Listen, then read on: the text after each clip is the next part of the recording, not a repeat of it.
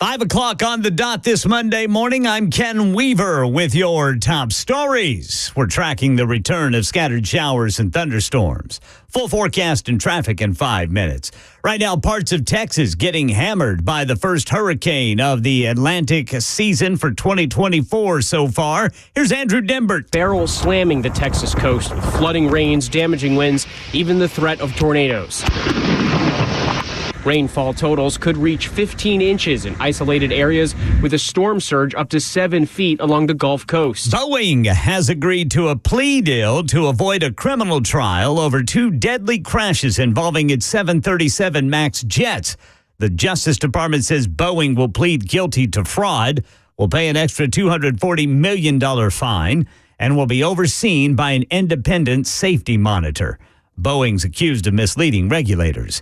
Here in Nashville, a lot of condemnation from local leaders to about 100 members of a white supremacist group that calls itself Patriot Front, choosing downtown Nashville for their annual Independence Day March on Saturday. Here's Channel 4's Jordan James. Footage shared with WSMV shows them getting out of the back of a U-Haul, then marching along the Cumberland River, followed by a trip to Broadway, and eventually ending up at the state capitol. Along their journey, they could be heard yelling and distributing propaganda about reclaiming America. Now, the group is known to target people of color and the LGBT community. Despite that, Mayor Freddie O'Connell says there were no incidents involving threats to anyone's safety, but he did condemn what took place, saying in part, quote, just because someone is exercising their First Amendment rights does not mean we must accept someone identifying as a Nazi, and in Nashville, we won't. Right now in our nation's capital, lawmakers are returning from their 4th of July break as more Democrats raise concerns about President Biden's candidacy. Senator Mark Warner had scheduled a meeting with Senate Democrats today, assembling a group to ask Biden to step aside. But a source says because news of the meeting leaked to the media, it made it, quote, impossible to have the conversation between senators privately.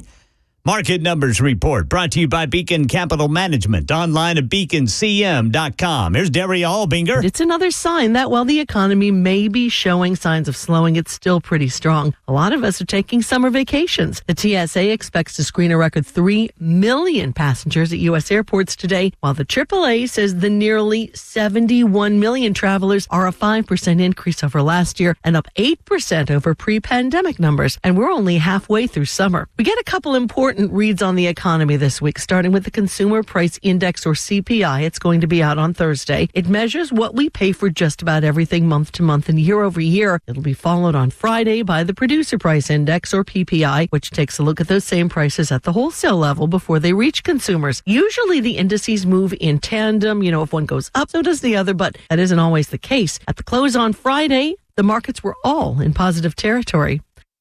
All right, Dow futures right now are up 23.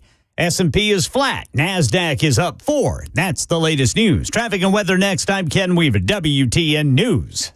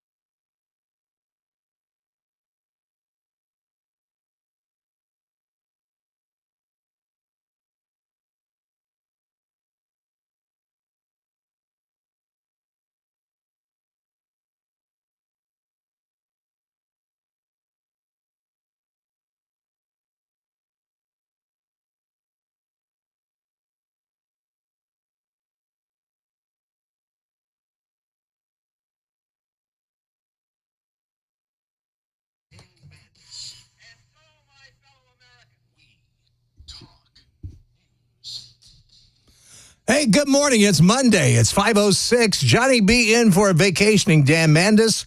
That's right, brother Dan is taking some time off. He'll be off this week. He'll be back Monday at this time.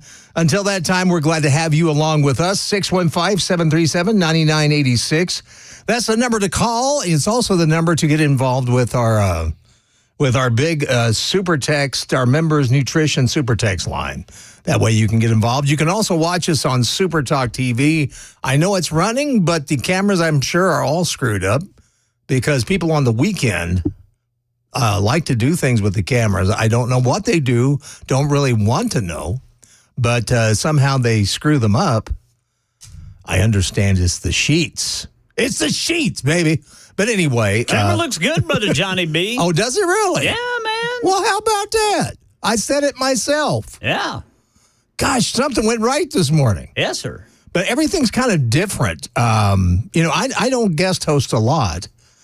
But apparently from the last time I guest hosted, they've changed a lot of things in here. Yeah. So I can't really, I'm having trouble getting sound. So that will be a problem this morning. But don't let that infringe on you. That's our problem, but we'll get through it. Also, the super text line, I can't get through it on here. So what we're going to do this morning, we're going to try out a new test. I think this will be effective. We're going to put Mason in charge of the super text line. And then we'll go to him periodically and ask him if there's any good super texts.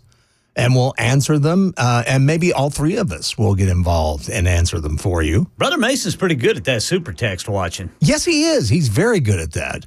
I appreciate it. You guys are too kind. Well, we try to be kind. The older you get nicer, I guess. Some people, except for Joe Biden. Well, you just don't give a rat's ass anymore. No, you really don't. That's the great thing about getting older.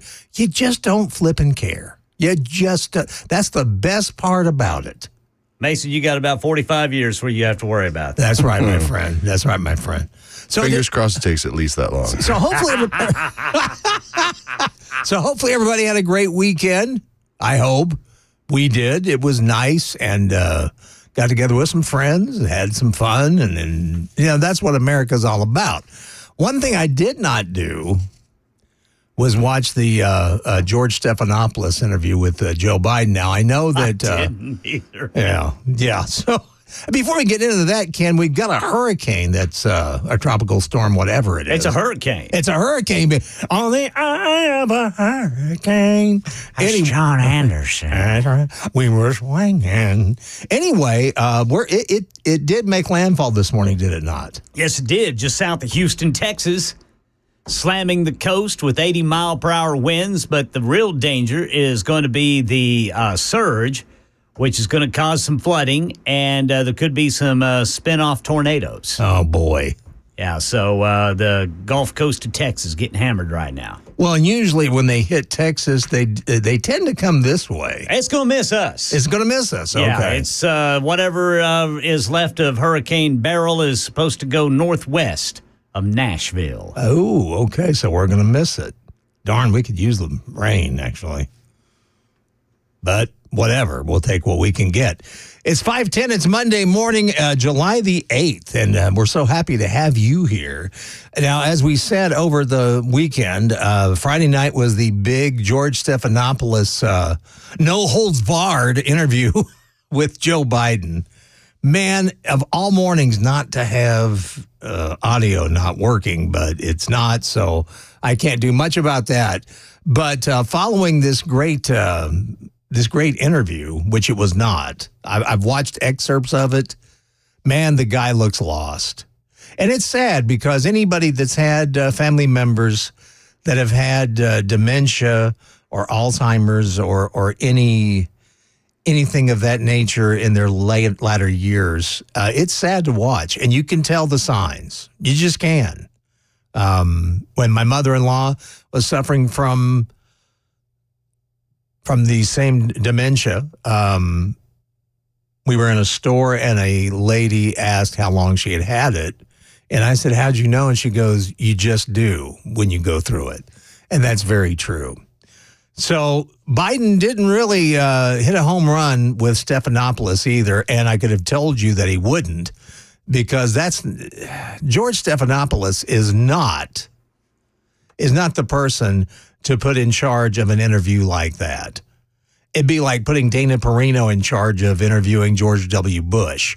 You don't want that.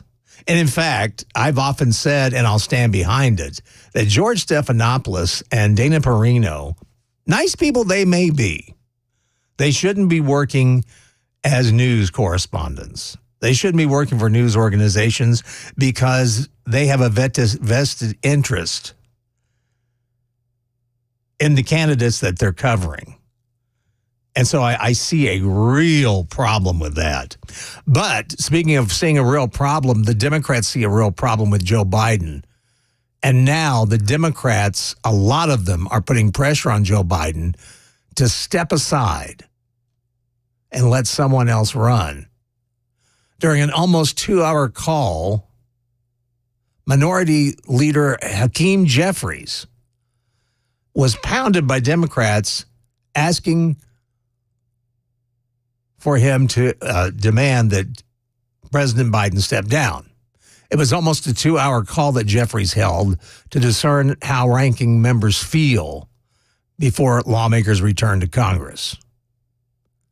Sources said that Representative Mark Tincano of California, ranking member of the Veterans Affairs Committee, Adam Smith of Washington, who is the ranking member of the Armed Services Committee, Jim Himes of Connecticut, ranking member of the Intelligence Committee, Joe Morell of New York, ranking member of the House Administration Committee, Susan Wild of Pennsylvania, who's a ranking member of the Ethics Committee, and Jerry Nadler of New York, ranking member of the Judiciary Committee, all are among those who are opposing Biden as being the nominee.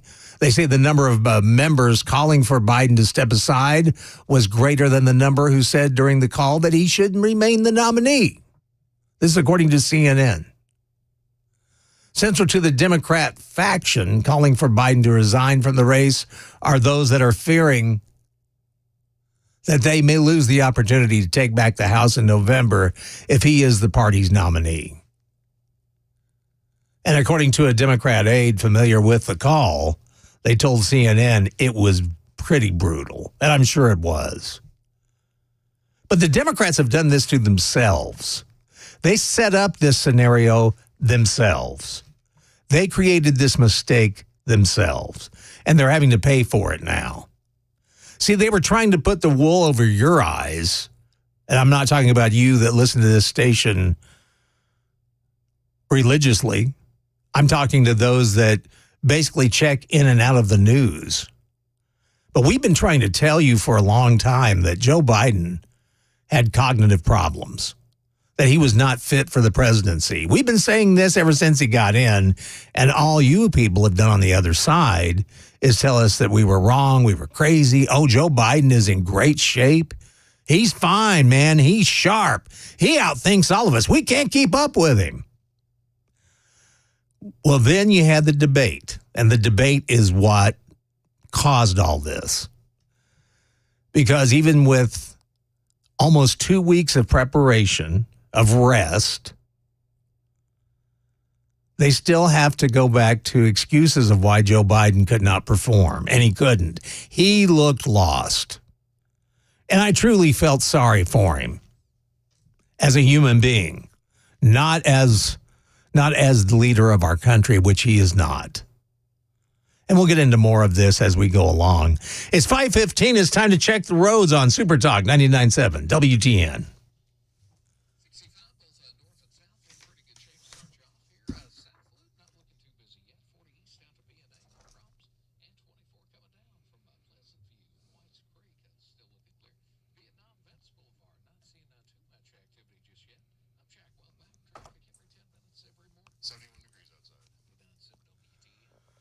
Thank you much, Brother Jack. Look like we're going to have cloudy skies today. Look for a high of 95. We may have some storms moving in by tonight and have some for tomorrow as well. Once again, the high tomorrow, low 90s. Right now, 71 degrees on Nashville's Music Row at Super Talk 99.7 WTN, where the Super Talk continues all day with the Chris Hand Show coming up at 9 a.m., Matt Murphy's show at 12 noon, and for your ride home. It's The Drive with Brian Wilson. The Super Talk never ends right here on Super Talk 99.7 WTN. Super Talk TV up and running. You can catch that on Twitch, Twitter, YouTube, Facebook Live, and of course, Super Talk 99.7 WTN. And you can listen to all the apps.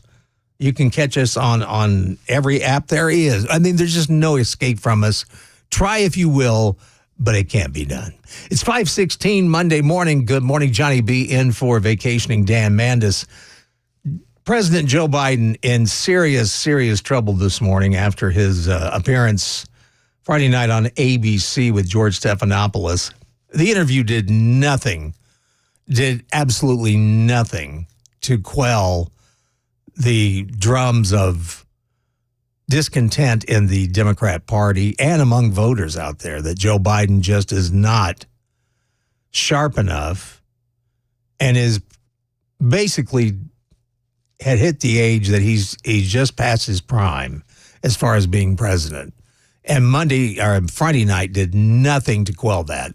And in fact, on Sunday, House Oversight Chair James Comer, Republican out of Kentucky, posted on X that he said, I'm calling on President Joe Biden's physician, Dr. Kevin O'Connor, to appear for a GOP oversight transcribed interview regarding his medical assessments of Joe Biden and involvement in the Biden family's business schemes.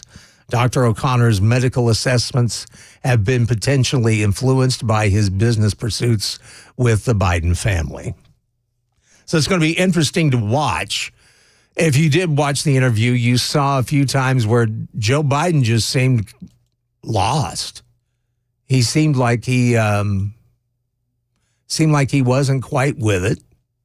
In fact, he dodged a couple of questions about taking a neurological test and dismissed concerns about his age and his ability to serve a second term during his first post-debate interview with George Stephanopoulos on ABC on Friday. His comments failed to calm the storm over his debate performance. And in fact, at one point during the interview, he said he was doing, and this is a quote, the goodest job he could, according to the ABC News transcript. And that's how he put it. I'm doing the goodest job I can. Folks, the guy is gone. We've known this. And in fact, I thought it was a great analogy.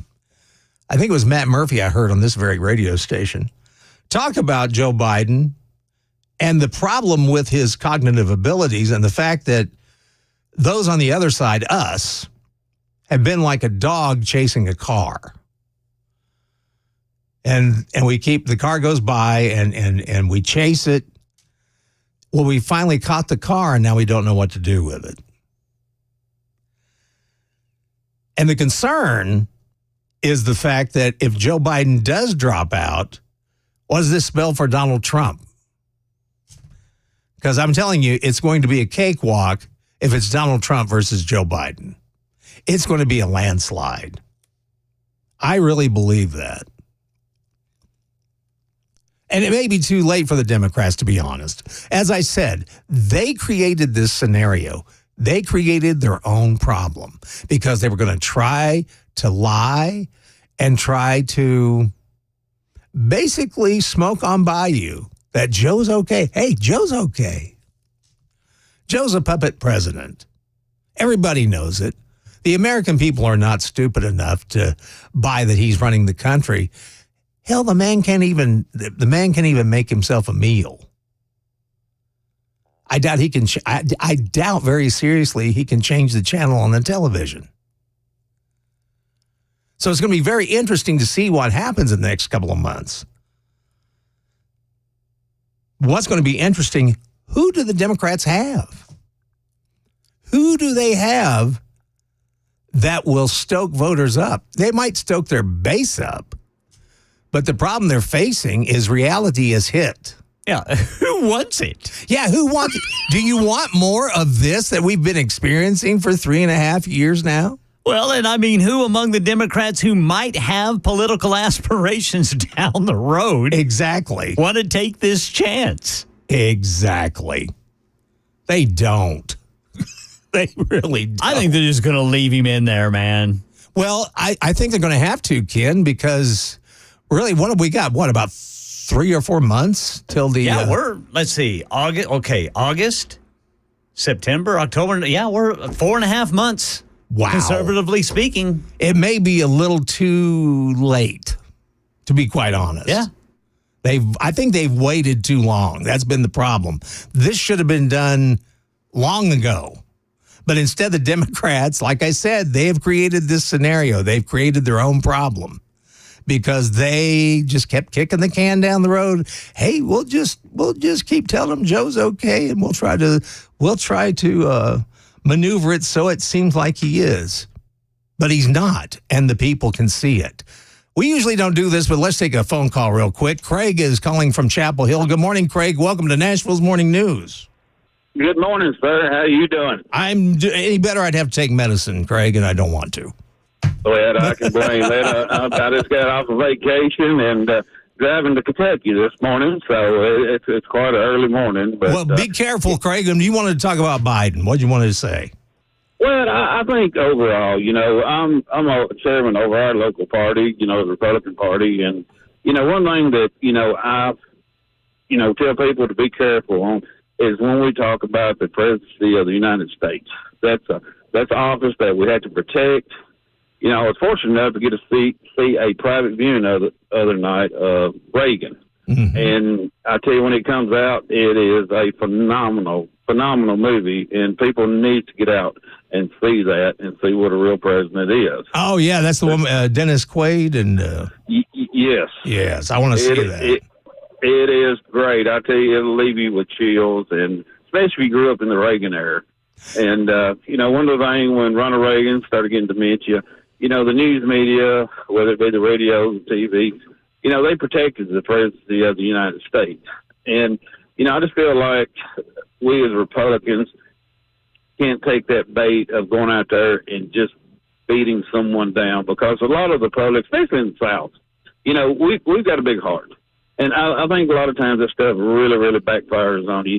And, I think we got to stay to the facts of, what Bidenomics has done for our country, and it's not been really, really good. So I think we have to be careful on bashing people. And once again, we have to protect the integrity of the presidency of the United States, because other countries are watching this. And again, hey, we're the beacon of hope. We're the beacon of freedom, and we're starting to tarnish that, and I'm not a big fan of that. Well, Craig, I understand where you're coming from. I appreciate the call, but I don't think the American people have tarnished the office. I don't think the critics of Joe Biden have tarnished the office.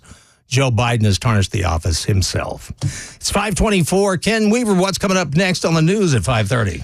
Well, right now, Hurricane Beryl is blasting parts of Texas. Chicago set a new record for murders on the 4th of July.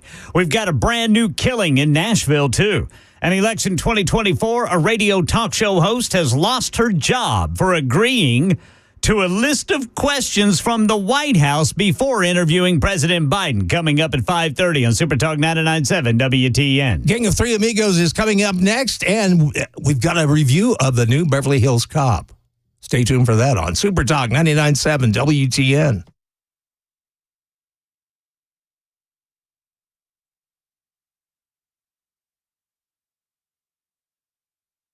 The guaranteed offer is the easiest way to sell your home. It's really simple. We bring you an all-cash offer. You close in as little as 21 days. No home inspections, no lockboxes, no open houses. Go to markspain.com to get a guaranteed offer and start packing.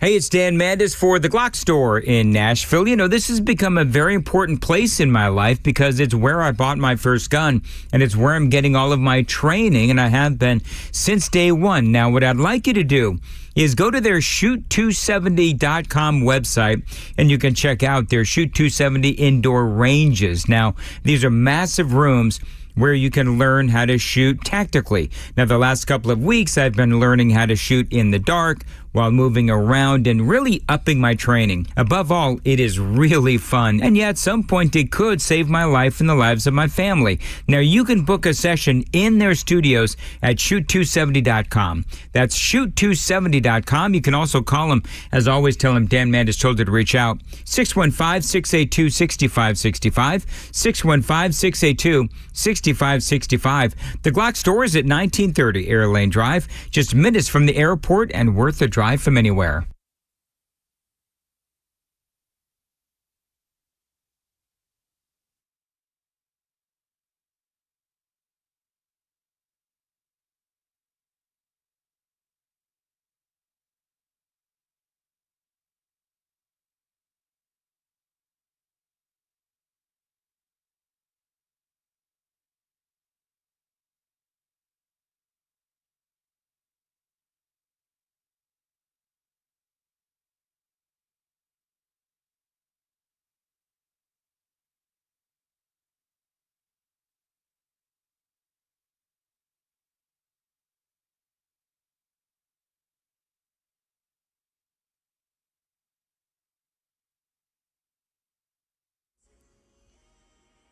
I'm Ken Weaver with your top stories. Got the full forecast and traffic in 5 minutes. Parts of the Texas Gulf Coast getting hammered by Hurricane Beryl's 80-mile-per-hour winds. Right now, the city of Houston reporting at least 200,000 people without power. This was Harris County Judge Lena Hidalgo telling everyone in Houston to get ready. Fill the tubs, charge the phones, fuel the cars in case you lose power. And so just be prepared. Now, too late for that now. The storm blamed for 7 deaths in the Caribbean. And right now in Chicago. I was walking my dog at the dog park across from the Marriott, and I heard like at least 15 clear gunshots. Yeah, that's just a drop in the bucket. Police in Chicago say at least 100 people were shot over the extended 4th of July holiday weekend. 19 of them died. That's worse than last July 4th, when Chicago saw 73 people shot and 11 lives lost. And here in Nashville, Metro Police looking for the killer in the latest deadly shooting. Happened in front of the shops at Hamilton Crossing near the GameStop. The victim tried to drive away in an SUV but lost consciousness, crashed, and then was taken to the hospital where he died. This happening last night. And election 2024, a meeting between Democratic U.S. senators to figure out how to ask President Biden to step aside has been canceled because news of it leaked to the media. Meanwhile, M. Wynn says there's fallout from Biden's interview last week on radio station WURD in Philadelphia. Recent polls suggest Harris could perform better than Biden against Trump. One poll showing that independents and moderate voters of both parties prefer Harris over Trump. What progress has been made here in Pennsylvania? Well, there's been a lot of progress. We've got a lot more to do, though. Meanwhile, a Philadelphia radio station now says it's parted ways with its host, who acknowledged interviewing President Biden last week using questions pre-selected by Biden's campaign team. The campaign did not deny providing the questions, saying, "We do not condition interviews on acceptance of these questions."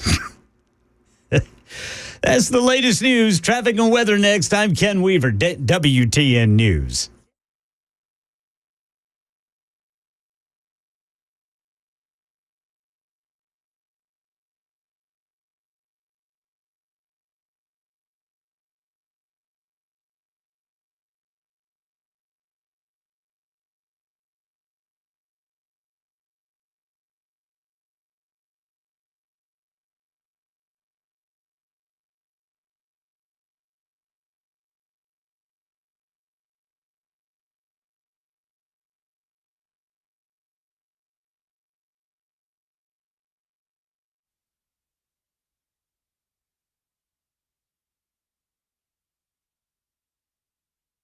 Hey, it's Dan Mandis for my friends at Window Nation. Now, this is my window company. This is the company that put new windows in my downstairs basement studio.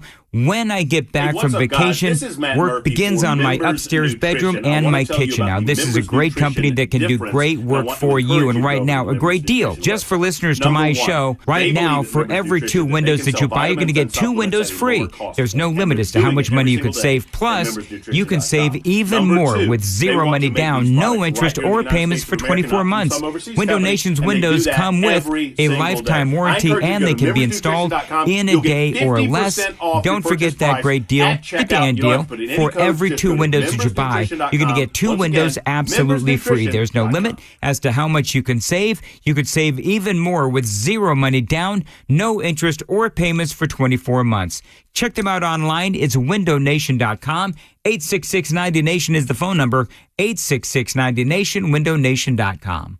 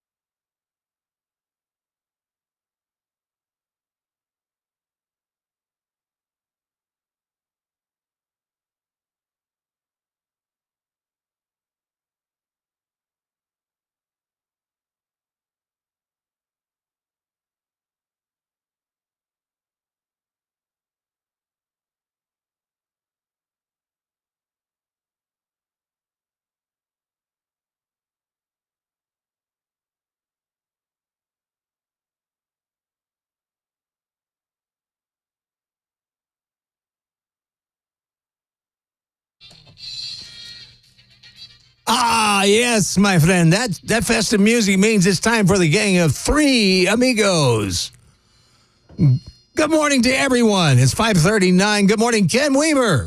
Good morning, boys. Yes. Good morning, Mason Fleming. Good morning. And good morning, I'm Johnny B. in for the vacationing Dan Mandis. Good morning, Johnny. Hey, good morning to you, Mason. Wonder what Dan's doing right now. Is he flying to North Carolina? Well, from some of the assumptions off of the members nutrition text line here, It's another Disney cruise. He's hanging out with Mickey Mouse and Goofy. Well, no, that's Nashville's morning news. Yeah. That's fair. That's fair. That's when he hangs out That with would those. be if he was here. Yes, if he were here, he'd be hanging out with those guys because that's what he calls us. But anyway, it's Monday morning. We're glad to have you with us. We had a big rock star in our midst. That's what I understand. Well, you're the one that kind of broke it to us, Ken Weaver. Well, Brother Murphy broke it to me. Did he now? Yeah. Well, it turns out, and we're talking about Slash. If you're not familiar with Slash, he's the guitar player for Guns N' Roses. Yes, sir. And he had his own band, Snake Pit and Velvet Revolver. He was a member of them. Yes, sir. Well, even though he's a rock and roller, he's a longtime outlaw country music fan. I believe it. It turns out. And it turns out that he has just had the greatest time hanging out in Nashville. This is according to People magazine. They said that he was at the Gibson Garage in Nashville when he came to the Music City to record for his record. He said, I got an Airbnb here. It was during COVID. So we were here for a couple of weeks, and we were recording at the RCA studio, Studio A, which is a very historic, famous recording studio here in Nashville. Amen, Brother Slash. And he said he just recalls the energy of being in that place, seeing the pictures of, RCA artists like Dolly Parton, Porter Wagner, of course, Waylon Jennings. And he also stumbled upon a book in the studio that all these stories about all these different guys, from Willie Nelson to Chris Christopherson to Dolly Parton, and Dolly Parton's mentor.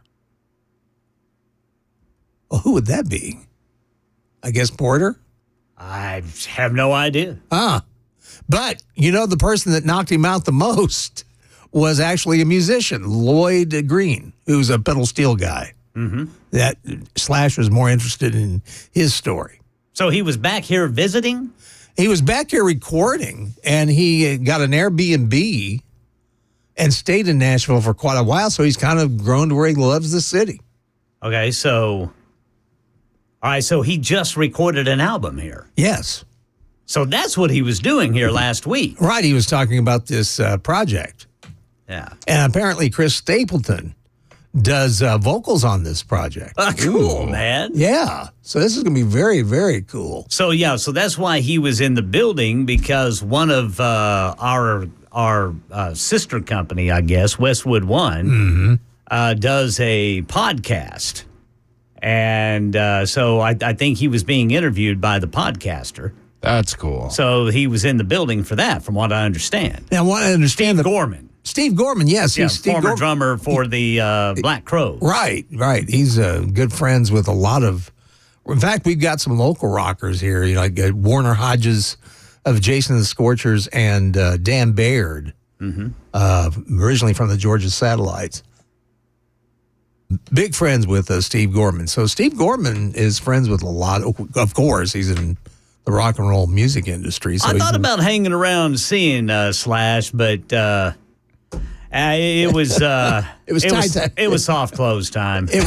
I needed to get home. It was pajama time. And then, what am I going to do? Hey, Slash, I'm Ken Weaver. I know you were just waiting for me to come here and introduce myself. I know you love it when people interrupt you during your busy day, but hey, man, I'm a big fan. Please talk to me. Well, that's the whole thing when you meet famous people. I mean, the first thing that goes through my mind, why do I want to, and why do they? I mean, the last thing on their mind, they want to meet somebody new. Well, yeah, you don't want to bother them. I mean, that's the thing. But I really like Slash a lot, man. I do too. I think he's a stand-up guy too. One of my favorite stories is, and I got this off social media, but I don't see any reason why it's not true, is it was a couple of months ago. I was flipping through X, formerly Twitter. Yeah. And this waitress out in the Bay Area said, I just got a $500 tip, and it was Slash. Wow, that's cool. Just laid down $500 for her, man. See, I love stories like that. Yeah. There was a story about Waylon Jennings that I absolutely loved. Apparently, Waylon was at a show, and a small boy, maybe around 4 or 5. Waylon looks out in the crowd, and in the middle of the crowd is this kid, 4 or 5 years old. He is dressed exactly like Waylon, is imitating Waylon. So Waylon invited the kid backstage. And what did he do but give him one of his leather-covered Telecaster guitars? That's really cool. Wow, man. Is that not cool? It's a little big for him, but holy cow. Something he can grow into. Yeah, absolutely. I'd be learning how to play that thing in a day. Holy cow. Something to look forward to, definitely. Absolutely. Wow. Well, gentlemen, have either one of you ever done a GoFundMe account? No. Not for myself, no. Well, see, I got roped into one, and on one hand, it was kind of touching, and it made my wife and I cry. Some of the people, the nice things they did, but it wasn't our choice. It was late Phil Valentine's. But somebody has raised over $800,000 in a GoFundMe campaign to support their family. Can you guys guess which famous person? This is an infamous person right now. They've been in the news a lot. Okay. They've been involved in a lot of, legal matters. Are they reality show stars? Oh, you could probably say they are kind of a reality show star. Stormy Daniels. Has raised $800,000 on a GoFundMe campaign to support her family. And she didn't have to lift a finger. Or leg. Yeah. But anyway, she's I can't believe this. Wow, $800,000? That's so much money. I mean, well, I do too. Yeah, I mean, sure. Why not? Let's give it a little poor Stormy. Little Stormy. Let's help out. Oh, boo-hoo. Let's help I feel so sorry for her. I do too. Maybe she. Oh man, that was weird. $800,000 she has raised. Yeah. That's wild. Wow. And some of you folks, you quit being friends with me because of the GoFundMe account that was started for me. That wasn't even my idea. Wasn't even your idea, dude. Was not even my idea. So what do y'all think of this? I guess she can buy herself a lawnmower. Maybe I should contact her. Maybe she can Stormy, spare. I'm in need of a lawnmower. Please. Can I have a gas card so I can pay for be able to mow my yard every couple weeks here? Well, I teased this. Have you guys seen the new Beverly Hills Cop? I've not, but I've heard interesting things about it. I have not. I watched it. I'm going to have to rewatch it. I hate to admit this. I fell asleep during. So, roaring reviews, right? I'm sorry. I mean, a lot of people are saying this movie, it's back. They're back. It's so good. I've heard it's just all right. Yeah, it's okay. Interesting. Go ahead. Well, all it is, it's a nostalgic romp. That's all it is. That's what all the movies that have come out recently like that, like the Dumb and Dumber movie that came out, the sequel for that, the sequel for The Matrix, the sequel for Bill and Ted, if they've all been okay, if not worse. And it's a little frustrating. It's all those movies that my dad showed me growing up, and I'm like, cool, a sequel, I get to enjoy these again. And then it's like, oh, that's...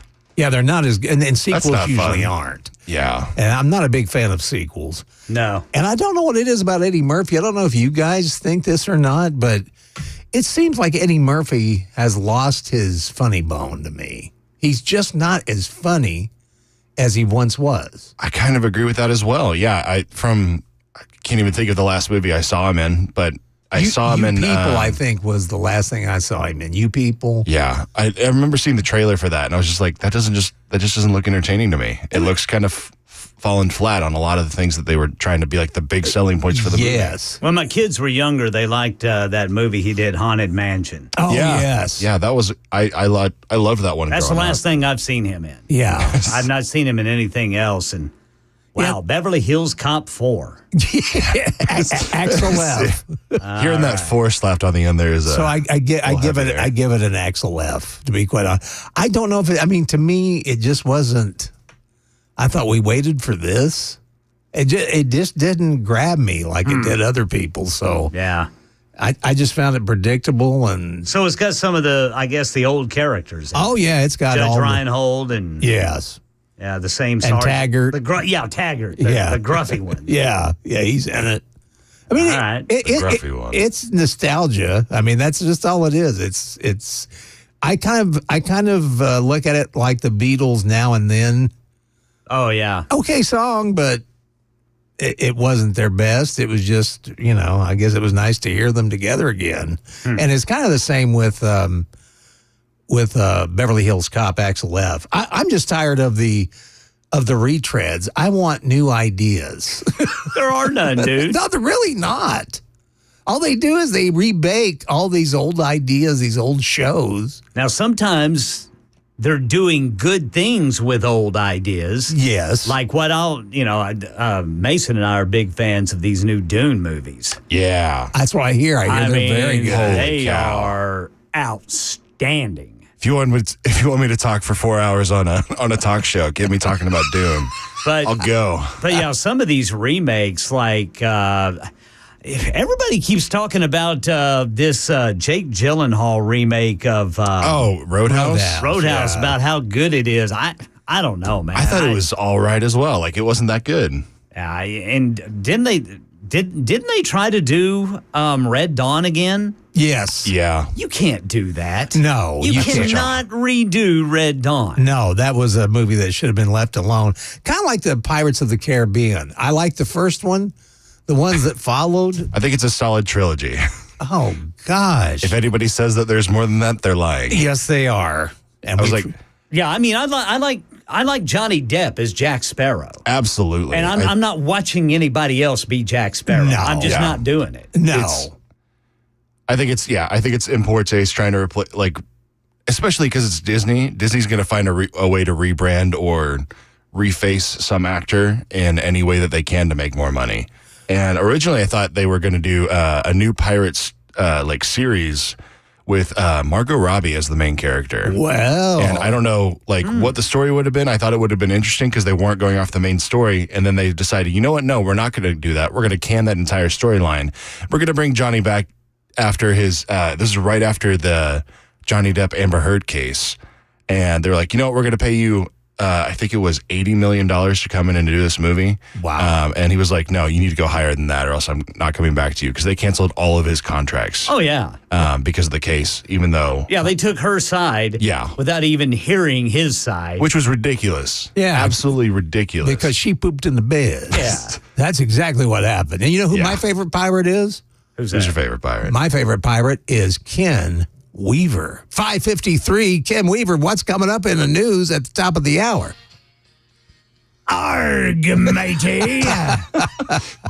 No joke here, man. Texas is getting hammered by Hurricane Beryl. I mean, we've got hundreds of thousands of people without electricity, and this thing is starting to spawn tornadoes, too. Oh, no. Boeing has agreed to a plea deal to avoid a criminal trial over how it manages its 737 MAX jets. And here in Nashville, a lot of condemnation from local leaders to about 100 members of a white supremacist group doing their annual Independence Day March downtown Saturday, coming up at 6 on Super Talk 99.7 WTN.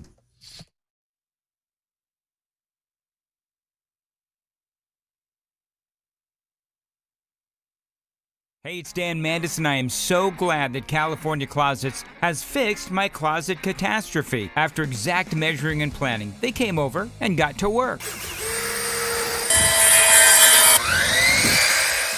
Yeah, once it was all plotted out on their 3D CAD system, the pieces are measured, cut, and precisely installed into my space. It was clean, fast, and professional, and above all, my new closets look and function great. Now, this was my dormer, and now this is my new dormer thanks to California Closets. Look at all of this added space for shirts and shoes, you name it, and it is cut so precisely, simply amazing. And my old closet that has now been reborn as the ultimate in style and functionability, making the best use of the space that I had. They can work on just about anything: bedrooms, garages, home offices, closets, pantries, and so much more.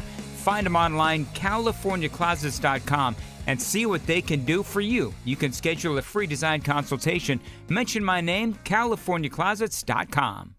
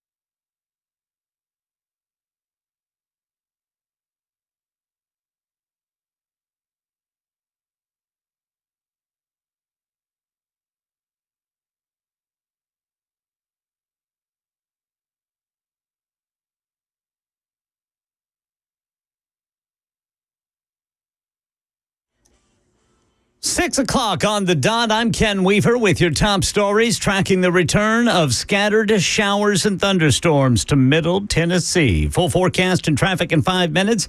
Right now, parts of Texas getting hammered by the first hurricane of the 2024 Atlantic season. Here's Andrew Dembert. Beryl slamming the Texas coast with flooding rains, damaging winds, even the threat of tornadoes. Rainfall totals could reach 15 inches in isolated areas with a storm surge up to 7 feet along the Gulf Coast. Yeah, there have been tornado warnings in the Houston area this morning. Also, 200,000 people without electricity there in the Harris County area. Boeing has agreed to a plea deal to avoid a criminal trial over 2 deadly crashes involving its 737 MAX jets. The Justice Department says Boeing will plead guilty to fraud, will pay an extra $240 million fine, and will be overseen by an independent safety monitor. The victims of those crashes, or rather the relatives of the victims of those crashes, are not happy. Here in Nashville, a lot of condemnation from local leaders to about 100 members of a white supremacist group that calls itself Patriot Front, choosing downtown Nashville for its annual Independence Day March. Here's Channel 4's Jordan James. Footage shared with WSMV shows him getting out of the back of a U-Haul, then marching along the Cumberland River, followed by a trip to Broadway, and eventually ending up at the state capitol. Along their journey, they could be heard yelling and distributing propaganda about reclaiming America. Now, the group is known to target people of color and the LGBT community. Despite that, Mayor Freddie O'Connell says there were no incidents involving threats to anyone's safety, but he did condemn what took place, saying in part, quote, "Just because someone is exercising their First Amendment rights does not mean we must accept someone identifying as a Nazi, and in Nashville, we won't." Right now in our nation's capital, lawmakers getting back for their 4th of July break as more Democrats raise concerns about President Biden's candidacy. Senator Mark Warner had scheduled a meeting with Senate Democrats today, assembling a group to ask Biden to step aside, but canceled because news of the meeting leaked to the media. Market Numbers Report brought to you by Beacon Capital Management. Online at beaconcm.com. Here's Jim Ryan. Stock futures are flat as investors await key inflation data, including Thursday's release of the June Consumer Price Index. On Friday, the Dow Jones gained 68 points to close at 39,376. The S&P added 0.5%. The Nasdaq picked up 0.9%, record highs for both of those indexes. Some of the largest oil refineries in the country closed operations ahead of Hurricane Beryl's landfall. It came this morning at Matagorda Bay, Texas. The halt to crude exports from those plants is not expected to last long enough, though, to affect consumer fuel prices. The Boeing company has reportedly agreed to a deal with the Justice Department that includes an admission that it misled the Federal Aviation Administration during the evaluation of its 737 MAX aircraft. As part of the agreement, the company will pay a $244 million criminal fine and spend an additional $455 million over the next 3 years to improve its safety. Right now, Dow futures are down 2, S&P flat, Nasdaq is flat. That's the latest news. Traffic and weather next. I'm Ken Weaver, WTN News.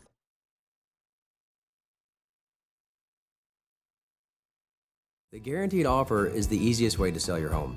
It's really simple. We bring you an all-cash offer. You close in as little as 21 days.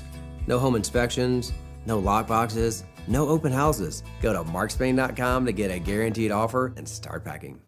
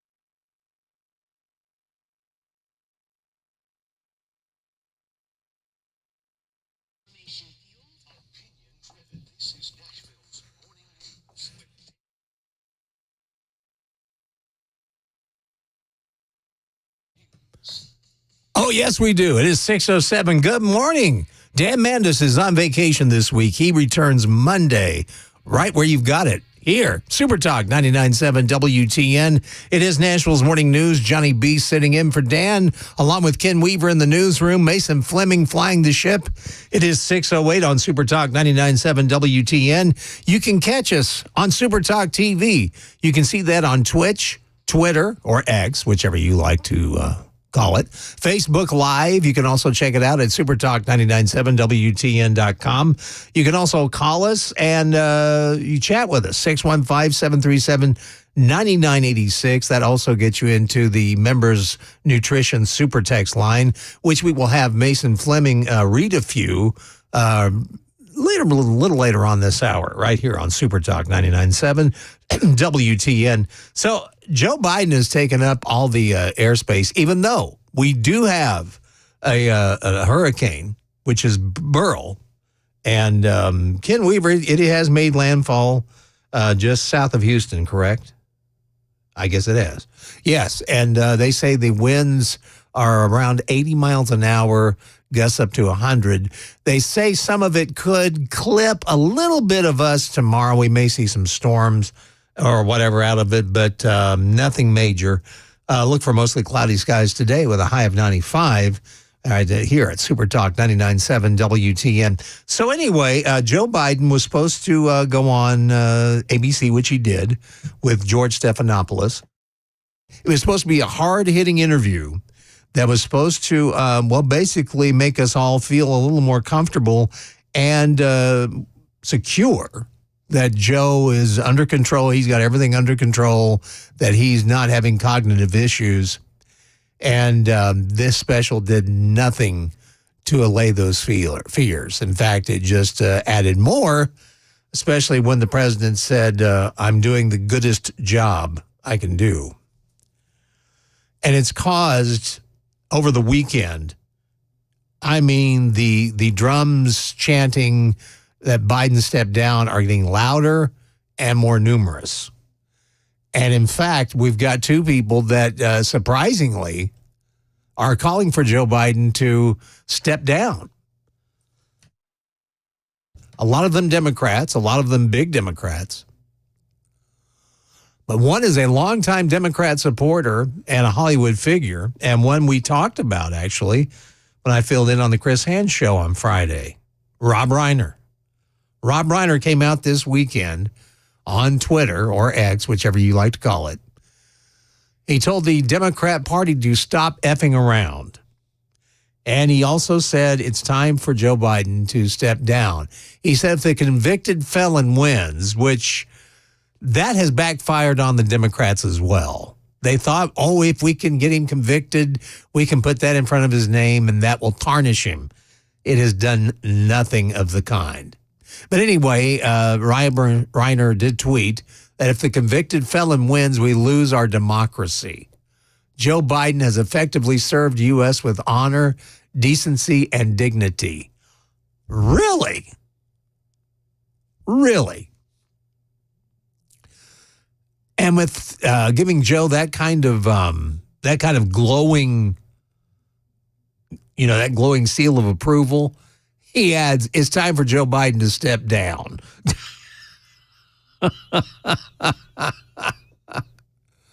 Of course, Reiner, he's a longtime actor. You know him. And, of course, Tennesseans are very familiar with him, especially in Middle Tennessee. During the 2000 election, he came here to try to gin up support for Al Gore, which he could not do. But he's been a longtime actor and director. He has been a steadfast defender of Biden and a vocal critic of former President Donald Trump on social media for years. And in fact, Reiner has been one of Biden's biggest Hollywood supporters, even referring to him as the best president since Lyndon B. Johnson, which tells me plenty right there. His recent comments reflect a growing sentiment among a lot of Democrat supporters. They're arguing that Biden may not be the strongest candidate for the upcoming election. And folks, it's becoming more and more clear that this is the case.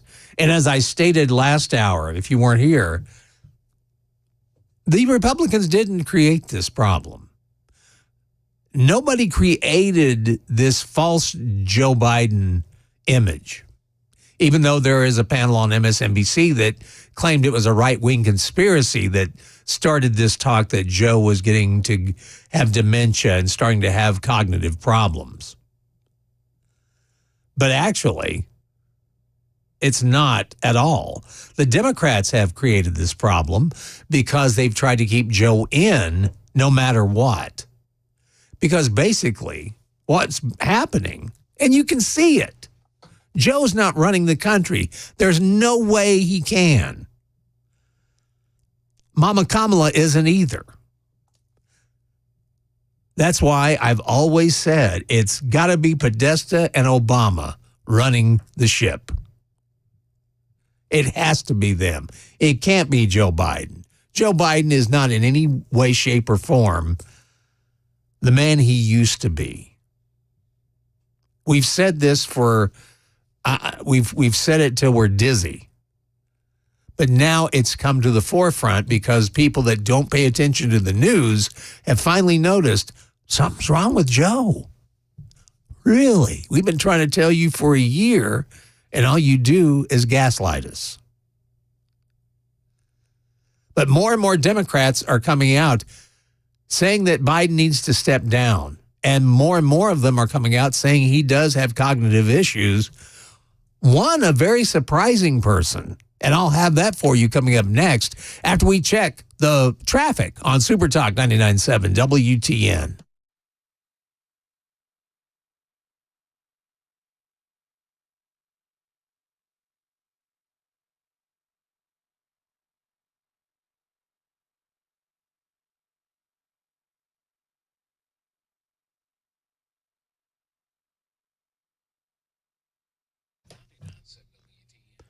Thank you, Brother Womack. Looks like it's going to be cloudy today, mostly cloudy with a high of 95. We may see some showers move in tonight, have some showers and storms tomorrow. Of course, the heat index is going to be up today, so take precautions as usual. 73 degrees on Nashville's Music Row, where you find Super Talk 99.7 WTN. The Super Talk continues all day long. 9 o'clock, it's the Chris Hand Show. 12 noon, Matt Murphy Show. And then your ride home, it's The Drive with Brian Wilson on Super Talk 99.7 WTN. And like I said, the chorus is growing louder and stronger and larger from the Democrat Party for President Joe Biden to step down. And we've had some interesting takes. Rob Reiner, someone that I thought would never ask Joe Biden to step down, has. He came out over the weekend on Twitter or X and asked Joe Biden to step down. A very interesting person has come out and said that he thinks that Jill Biden is pushing the president to the very edge. And he claims he no longer recognizes the first lady after watching her over the years being married to Joe Biden. He can't believe that she's treating him this way. Who is this person? Well, this gentleman's name is Bill Stevenson. And if you don't know Bill was Jill Biden's, or is Jill Biden's ex-husband, married to him before she was Brother Joe Biden. Bill claims that he was even more worried about the state of the country after watching Biden's interview with George Stephanopoulos on Friday, like the rest of us. He said he wishes that Joe Biden could have the cognitive test.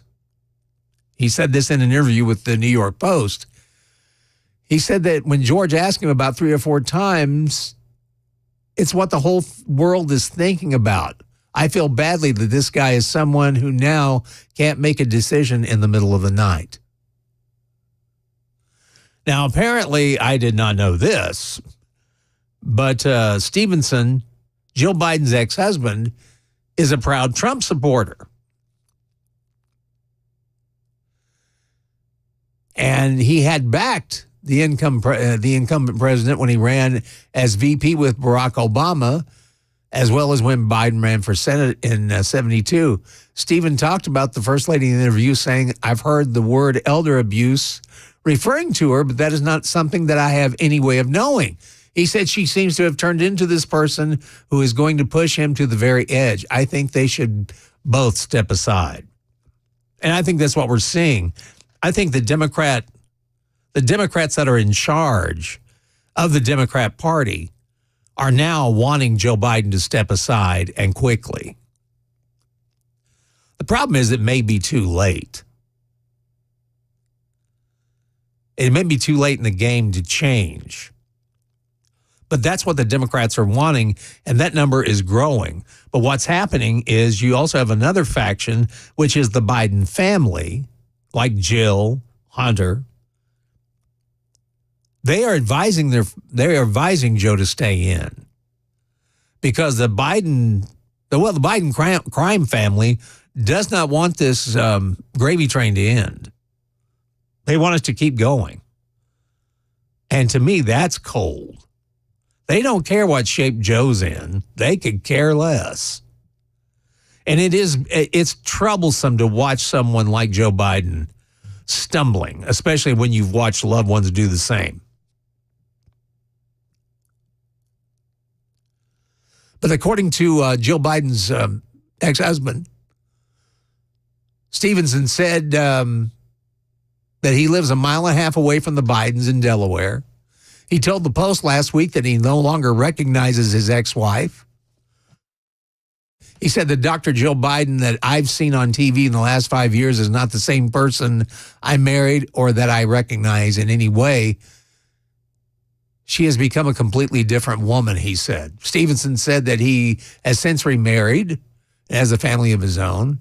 In 2020, he also alleged that the relationship between Joe and Jill began as an affair. So anyway, Joe Biden's husband-in-law thinks that Joe should be taking cognitive tests as well. Everybody can see it. Everybody can see it. The Democrats could see it, but what they've done to you all of this time is lie. Gaslight you, try to tell you everything was fine. Like I said, the Democrats created this problem. The Democrats are the ones to blame for what's happening right now because that debate showed the world what shape Joe Biden was in, and he's not in good shape. And it's very doubtful he can win, and it's not just because of his cognitive abilities. It's also, or his lack thereof, but it's also some of the bills, some of the laws that have been undertaken under Joe Biden. What he's done with this country. In fact, we've got some great examples of why his presidency is in such trouble. And we'll have that for you at 6:35. It's 6:21. Let's find out what Ken Weaver's got in the newsroom at the bottom of the hour. Well, right now, Hurricane Beryl is blasting part of the Texas Gulf Coast. Hear from one of the public information officers there where it made landfall this morning.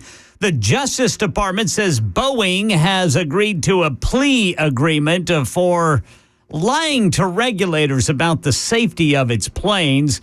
We've got more on the fallout from ABC's interview of President Biden trying to stay in the presidential race coming up at 6:30 on Super Talk 99.7 WTN.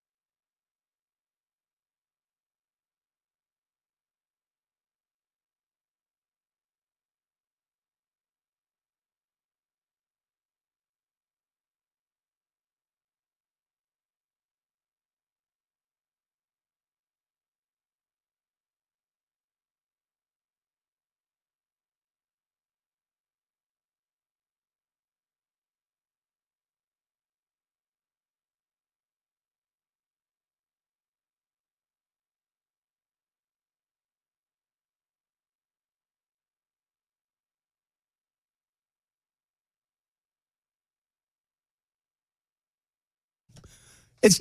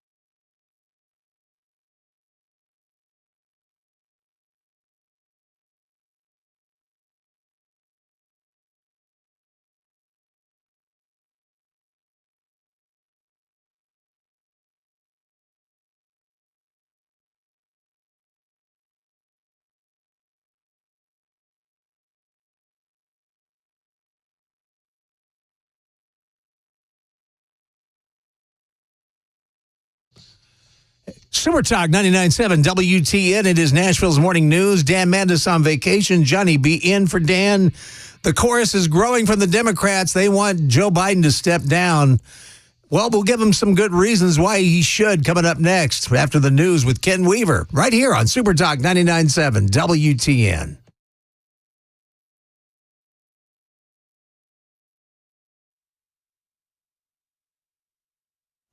6:30 on the dot this Monday morning. I'm Ken Weaver with your top stories, tracking the return of scattered showers and thunderstorms to Middle Tennessee this week. Full forecast coming up in 5 minutes. Also, we'll look at traffic for you.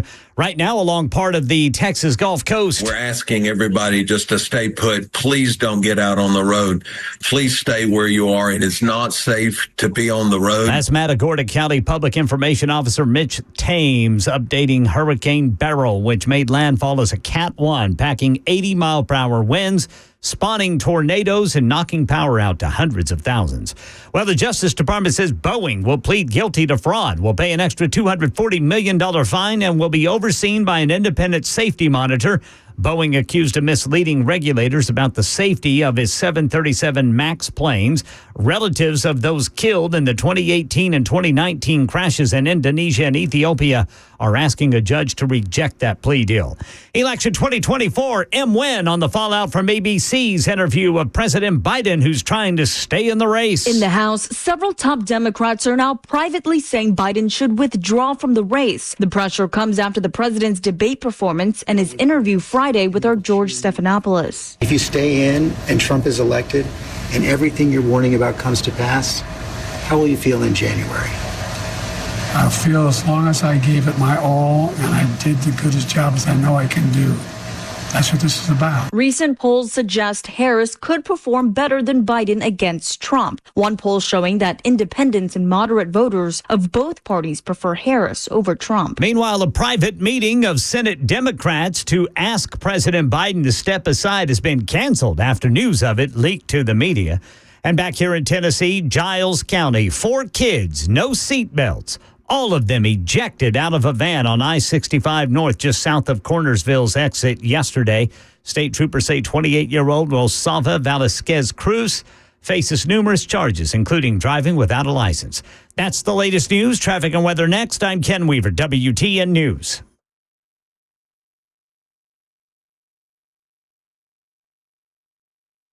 Hey, what's up, guys? This is Matt Murphy for Members Nutrition. I want to tell you about the Members Nutrition difference, and I want to encourage you to go over to the Members Nutrition website. Number one, they believe at Members Nutrition that they can sell vitamins and supplements at a lower cost point, and they're doing it every single day at membersnutrition.com. Number two, they want to make these products right here in the United States of America, not from some overseas company, and they do that every single day. I encourage you to go to membersnutrition.com. You'll get 50% off your purchase price at checkout. You don't have to put in any codes. Just go to membersnutrition.com. Once again, membersnutrition.com.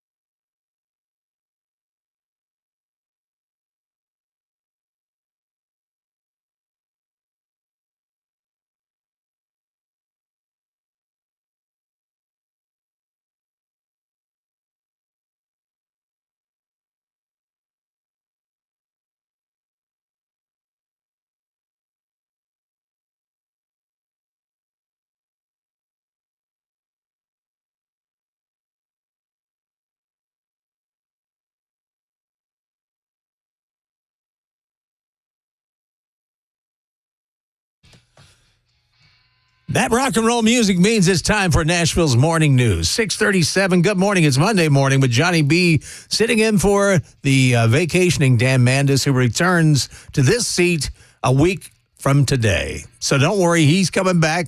You also have Ken Weaver along with Mason Filming right with us on Nashville's morning news. 615-737-9986. That's the number to call to get involved. You can also get involved with us on the super text line, the members nutrition super text line.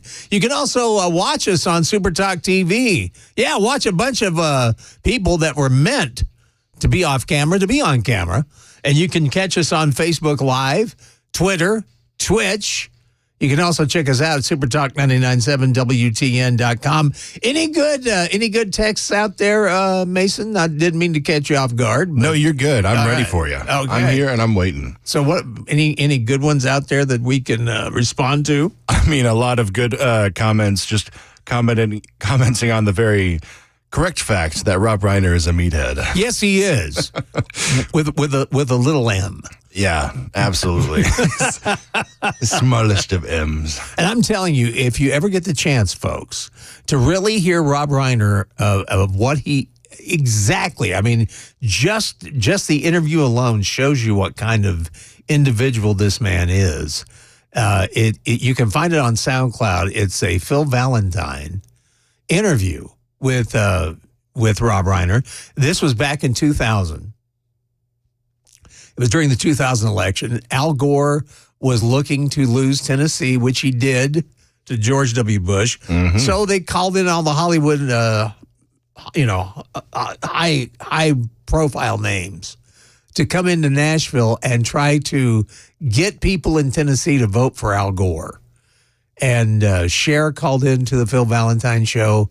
And when she couldn't, when Phil kind of boxed her in a corner, then they had Rob call, and it's funny as can be.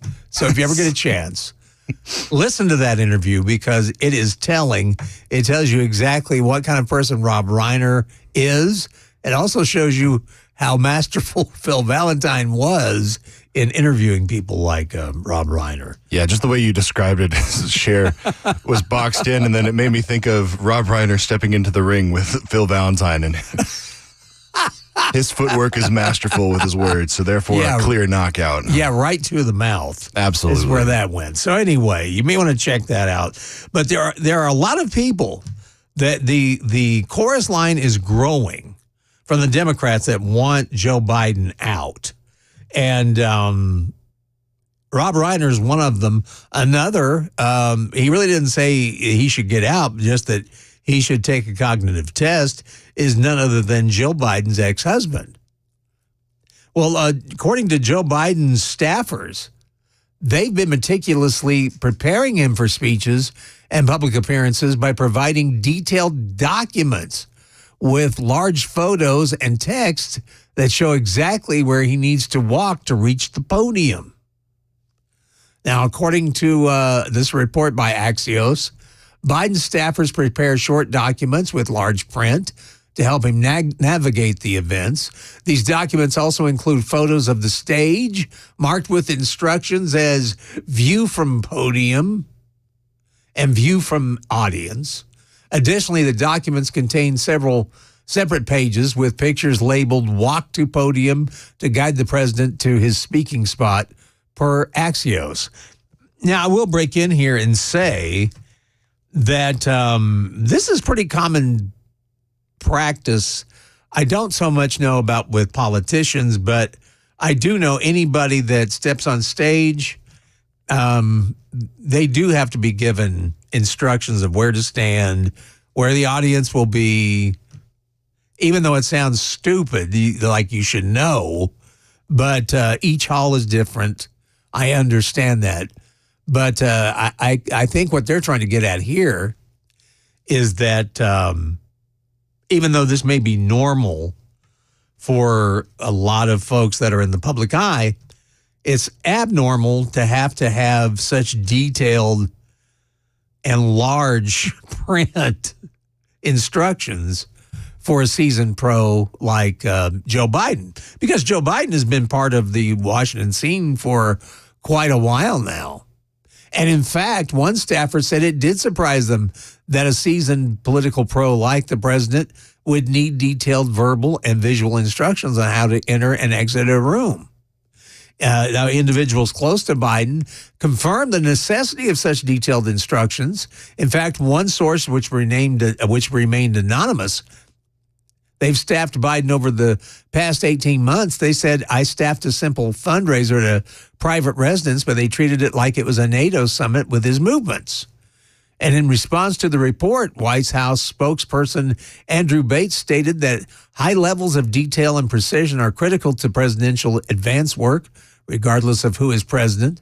And these are basic approaches that are used by any modern advance team, including the vice president's office and agencies. As I was saying, it's pretty common practice.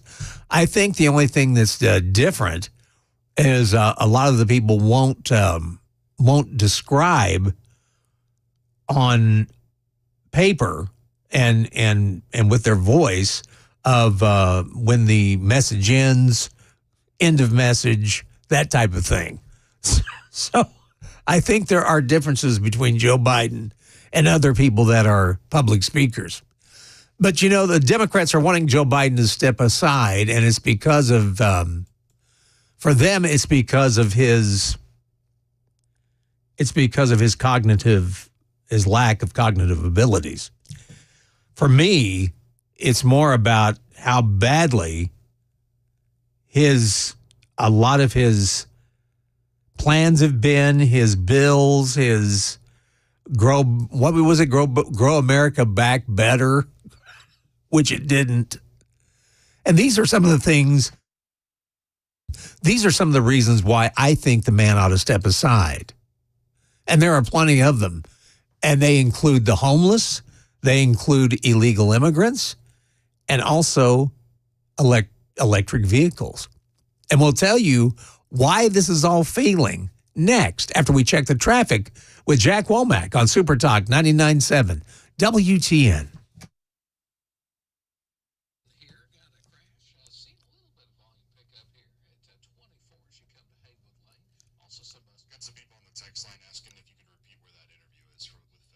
Okay.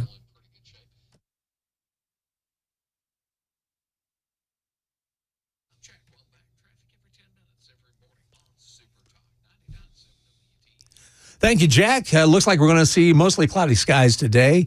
Rain should move in, some rain tonight, and then tomorrow we may have some leftover remnants from Hurricane Beryl come through, but nothing major. High of 95 today, and look for those temperatures to spike higher, the feels-like temperature, so take precautions and drink plenty of water. Right now, 73 degrees on Super Talk 99.7 WTN. A lot of texters have been asking where you find the Phil Valentine interview with Rob Reiner. It's on his SoundCloud. You can also probably find it at philvalentine.com and look for it there. It is a great interview, and it was just classic. And it's classic Rob Reiner. But we were talking about Joe Biden stepping aside, and yes, I don't think he's all there. I think Joe has hit that part of his life where he's nearing the end, and I just don't think he's all there. Unfortunately. I got a text on the super text line here from Jay saying, I'm sure Joe Biden can barely complete a coloring book with the numbers to match. Oh, man. It's true, and it's sad. I mean, if he hadn't done so much damage, I probably feel sorrier for him. But, yeah, he's in the twilight of his life. And not only is it embarrassing and sad that the person running our country doesn't even know what country he's in, but some of the bills he's had, the electric vehicle mandate. Oh my gosh, that one has that. If you want to point to anything that has really crippled our economy, it's been this. Nobody wants electric vehicles. Yeah, there are some out there that do. And with this being America, they should be able to buy one if they want one. It should not be mandated. But that's where the Biden administration really got their butts in a wad was that they mandated this stuff. And all it's done is hurt the car industry. It's hurt our economy. And they've got a lot of hurdles. I mean, consumers are grasping with the high prices of the high costs, the infrastructure challenges, the geopolitical tensions. So it's causing a problem there. People are not buying electric vehicles. And right now, thanks to Joe Biden's open border policy, New York City's low-income neighborhoods are being overwhelmed by migrant shelters. Or, let's be more honest, illegal immigrants. They've gone to Mayor Eric Adams in New York, placing the majority of migrant shelters in the already impoverished neighborhoods in New York, and the citizens that live in them are upset, and rightfully so. Because right now, they were already in bad shape. They were already struggling in their own neighborhood. Now they're struggling even more because there are even more people that have come into their neighborhood. And in fact, there are 193 government-run migrant shelters operating in New York City right now. Let me tell you that again. 193 government-run migrant shelters in New York City alone.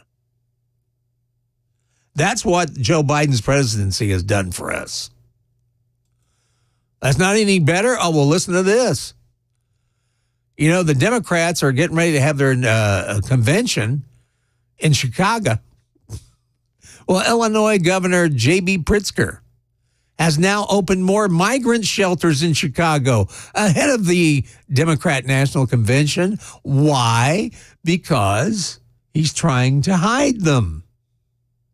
He doesn't want them out in the streets.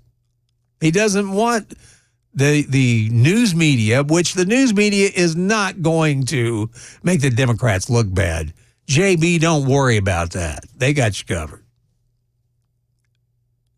But yeah, last week, Pritzker's office held the creation of the pair of new shelters paid for by whom? Illinois taxpayers. That's right. The taxpayers of Illinois are funding 2 new illegal immigrant shelters. And they're doing this in time for the Democrat convention. So by gosh, none of the cameras can pick up illegal immigrants roaming the streets of Chicago. These are just many reasons. These are just a few of the many reasons why I think Joe Biden ought to step down. That's why he ought to lose, and that's why the Democrats ought to lose, because I don't care who you put in there. You know, everybody's wanting to get Joe Biden out, and I understand that, but who are you going to get in his place? Kamala Harris? It's not going to be any better. Gavin Newsom? Oh, my gosh. Look what's happening with California. Then you'll get it on a grand scale, a national scale. There is no one in the Democrat Party right now that is worth putting in the White House. There is not one person in the Democrat Party that can save this country from the hell that it's gone into thanks to Joe Biden. And as good as he was before Biden got in, and as good as he can be, Donald Trump has a big job ahead of him. Whoever gets in has got a huge job facing them of turning this ship around before it really goes under. Because, man, we are so close. We are so close to losing it all. That's why it's so important, folks. You got to vote. You got to vote this year. This is not a year to sit back and just let other people do it or feel comfortable that Trump's going to win. I don't need to vote. Yes, you do. It's imperative that you do. 6:52. Let's find out what's going to be happening in the news with Ken Weaver at the top of the hour. 1 million people without power along the Gulf Coast of Texas due to Hurricane Beryl. That thing is spawning tornadoes, too. The Justice Department says Boeing has agreed to a plea deal, but the relatives of the victims of those fatal plane crashes in 2018 and 2019 are not happy about it. More fallout from President Biden's interview with ABC's George Stephanopoulos. You got to hear what happened when he did an interview with a radio station in Philadelphia, coming up at 7 on Super Talk 99.7 WTN.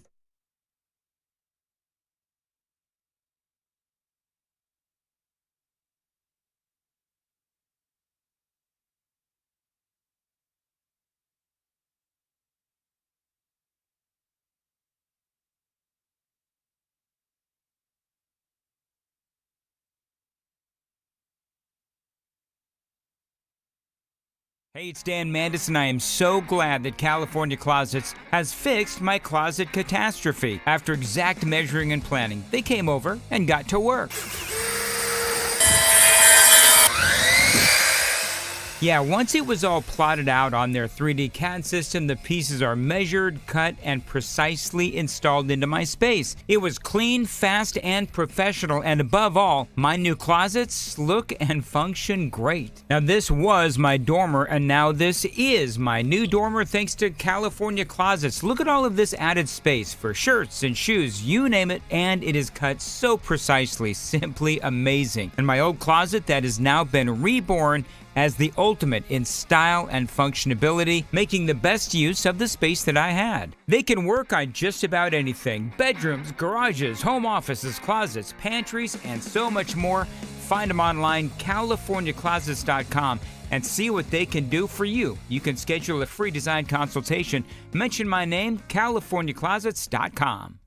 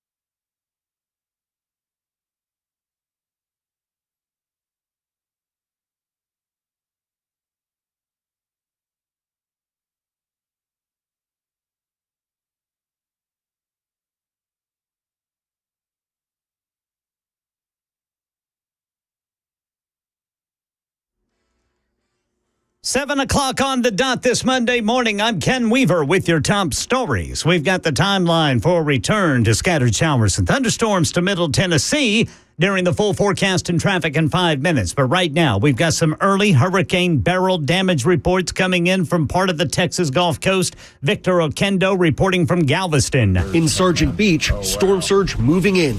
Oh, wow. Overtaking the area.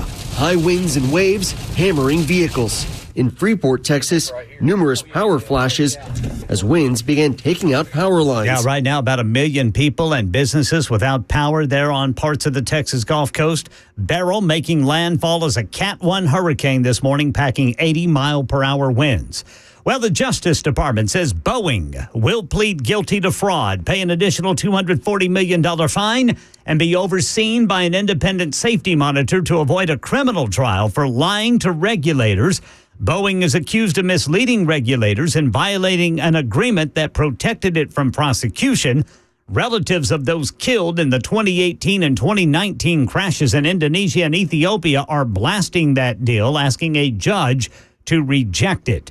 Election 2024, ABC's interview with President Biden has done nothing to stop the tide of Democrats privately saying he needs to step down. Wynn has that. Also, fallout from an interview Biden granted to WURD radio in Philadelphia. Recent polls suggest Harris could perform better than Biden against Trump. One poll showing that independents and moderate voters of both parties prefer Harris over Trump. What progress has been made here in Pennsylvania? Well, there's been a lot of progress. We got a lot more to do, though. Meanwhile, a Philadelphia radio station now says it's parted ways with its host, who acknowledged interviewing President Biden last week using questions pre-selected by Biden's campaign team. The campaign did not deny providing the questions, saying, "We do not condition interviews on acceptance of these questions." Yeah, this morning we've learned that Democrat U.S. Senator Mark Warner has canceled a private meeting among other Democratic senators to ask Biden to step down after news of that meeting leaked to the media. And right now in Middle Tennessee, Macon County Emergency Management Director Don Stevens describing to Channel 4 a small plane crash yesterday near Lafayette Municipal Airport, just 25 feet from fuel tanks. It's pretty dangerous if there was fuel leaking from the aircraft itself at the time we got out here, so we had to put foam on that. They were doing a touch-and-go landing and caught a breeze come up, picked them back up, and set them down pretty hard. Both people on board were alert before taken to the hospital. Market Numbers Report. Market Numbers brought to you by Beacon Capital Management. Online at beaconcm.com. Right now, Dow Futures up 33, S&P up 3, NASDAQ up 13. That's the latest news. Traffic and weather next. I'm Ken Weaver, WTN News. The guaranteed offer is the easiest way to sell your home. It's really simple. We bring you an all-cash offer. You close in as little as 21 days. No home inspections, no lock boxes, no open houses. Go to markspain.com to get a guaranteed offer and start packing.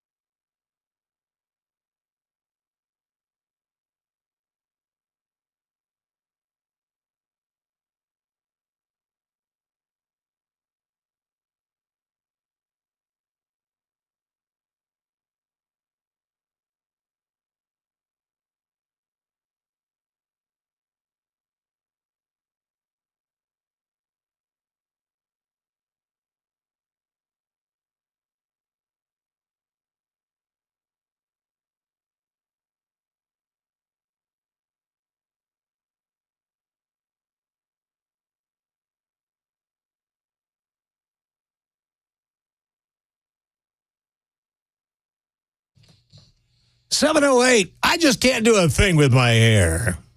Is this humidity? I sound like a chick, don't I? Good morning. It is Nashville's Morning News. Dan Mandis is on vacation. Johnny B sitting in for Dan, along with Ken Weaver in the newsroom. Mason Fleming flying where I usually fly. And, of course, you can get in touch with us. 615-737-9986. That's phone number. That's also the Members Nutrition Super Text line. You can get us there, and Mason will read a few of us to us if they're worth it. Okay, we got to be that way. Because when you do that, you're a participant, and we have to put stuff out there that's worth it. That's worth the people's time. But anyway, also you can check us out on Super Talk TV. You can see people that were not meant to be on camera. You can check us out at Facebook Live. That's Twitch. You can also check us out on X or Twitter, whichever you like to call it. And then, of course, Super Talk 99.7 WTN. And the Super Talk never ends here on the Big Super Talker. 9 o'clock this morning, the Chris Hand Show. Chris, I guess, back from vacation. We'll hear all about that. 12 noon today, Des Dickerson in. Yes, brother Des is back in for Matt Murphy, and Matt Murphy sitting in for Brian Wilson for The Drive. So you got some great talk radio ahead on Super Talk 99.7 WTN. Joe Biden, of course, taking up all of the news space. But there are other things in the news that we must talk to you about. One is Boeing. Boeing has agreed to a plea deal to avoid a criminal trial over their deadly 737 MAX crashes that they've had. This has been a strange story all the way around. See, I grew up in the shadow of Boeing. I grew up in Wichita, Kansas, and there were two towns that were big with Boeing that I remember. Seattle was one, and Wichita was another one. But Boeing was a big employer in Wichita. In fact, you were pretty much considered a loser in Wichita if you weren't in line to get one of those jobs at Boeing. But anyway, they've agreed to plead guilty, Boeing has, to a criminal fraud conspiracy charge to avoid a criminal trial that's in connection with the Justice Department investigation into two deadly crashes involving 737 MAX jetliners. The criminal case relates to two of them that crashed in Indonesia and Ethiopia in 2018 and 2019, in which 346 people were killed, that led to demands from the victims' families for Boeing to face prosecution. And now with this plea deal, those families still are not happy, and in fact, a lot of them are outraged over it. According to a spokesperson for Boeing, they said, we can confirm we have reached an agreement in principle on terms of a resolution with the Justice Department, subject to the memorialization and approval of specific terms. The plea deal still requires a federal judge's approval, but would label the plane manufacturer a convicted felon if accepted. As part of the plea, Boeing will also pay a criminal fine of $243 million, according to a DOJ official. That fine is on top of the $243 million Boeing paid after the DOJ, and it breached a 2021 agreement for not complying with certain conditions agreed upon during the settlement. The deal only covers the company, not any current or former Boeing officials, the DOJ told Reuters. They added that charges against any person are unlikely because of the statute of limitations. According to Fox Business News, they've reached out to the Justice Department for comment, but imagine that nobody came back at the time of the publication. And as I said, a lot of these families are not happy. A lawyer for some of the families, they have criticized the plea agreement as a sweetheart deal, and they say they plan to oppose the deal in court. So it sounds like this is not going away anytime soon. And man, Boeing, you talk about a brand that's taken a hit. Boeing sure has. And man, there's just been some really strange things going on with this story all the way around. Now, we did have a local story, and this is one I wanted to touch on, because I'm calling bovine scatology myself. Thank you, Phil Valentine. But I call bovine scatology on this. It was over the weekend. There was a group called, quote-unquote, Patriot Front. And they marched through downtown Nashville Saturday afternoon. And it caused a lot of, there was a lot of social media interaction on it, and especially from one Justin Jones. Now, this has happened before with Justin, with these so-called people on the extreme right. I'm finding this very suspicious. And I'll give you my reasons why, and why I don't think this is real, why I think this is all made up. And I think the Democrats are up to no good on this one. It's 7:14. We'll have more on that coming up next. But first, we want to check the traffic with our buddy Jeff on Super Talk 99.7.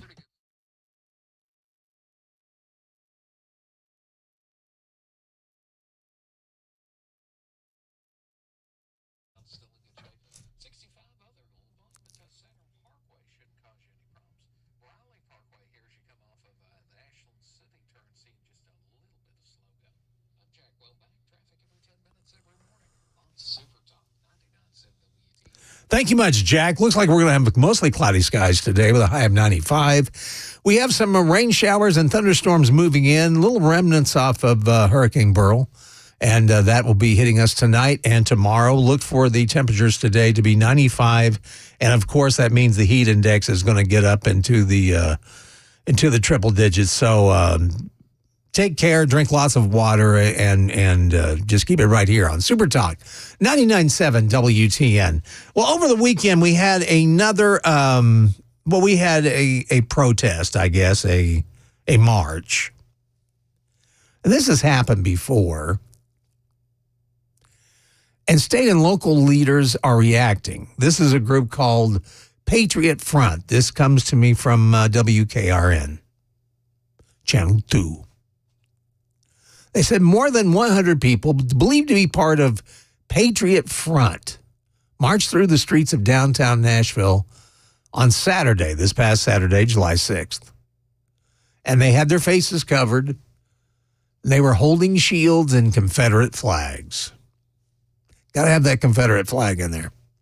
According to the Anti-Defamation League, Patriot Front is according to them, a white supremacist group whose members maintain that their ancestors conquered America, bequeathing it to them and no one else. State Democrats denounced the group for what they're calling acts of terror in the Nashville community. Now, number one, I'd like to know what these acts of terror have been, because I've not heard of any, except for these demonstrations. Now, in a statement, Tennessee Democratic Party Chair Hendro Remus said, "This is what we're fighting against in Tennessee." Once again, where are these people? I tend to know a lot of Republicans. I have not met anyone. I've not met one person, not one, that's a member of this group that, I guess, marched this weekend in Nashville. And they said, while our Republican state leaders sit quietly by, we refuse to let these hate-filled racists terrorize our community. Once again, what are they doing to terrorize your community? Is it carrying a Confederate flag? Look, man, the hammer and sickle flag offends me far worse. And I'm not a big fan of the Confederate flag. I'm not. But it also doesn't strike terror in me. Flags don't strike terror in me. Now, they can make me angry, like the hammer and sickle. That just, anybody that flies that around or or if you're flying flags like from terrorist groups or whatever, yeah, it's likely to tick me off, but it's not going to terrorize me. So that's what I'd like to know. What is this group doing to terrorize people? Because I've not heard anything about Patriot Front and these horrible things they're doing. Now, if they are, I'm right with you, man. Let's stop them. There's no need for this. But even though I disagree with them, they do have the right, and they should have the right, to march. In fact, I celebrate the freedom to do that. And the moment someone that I disagree with,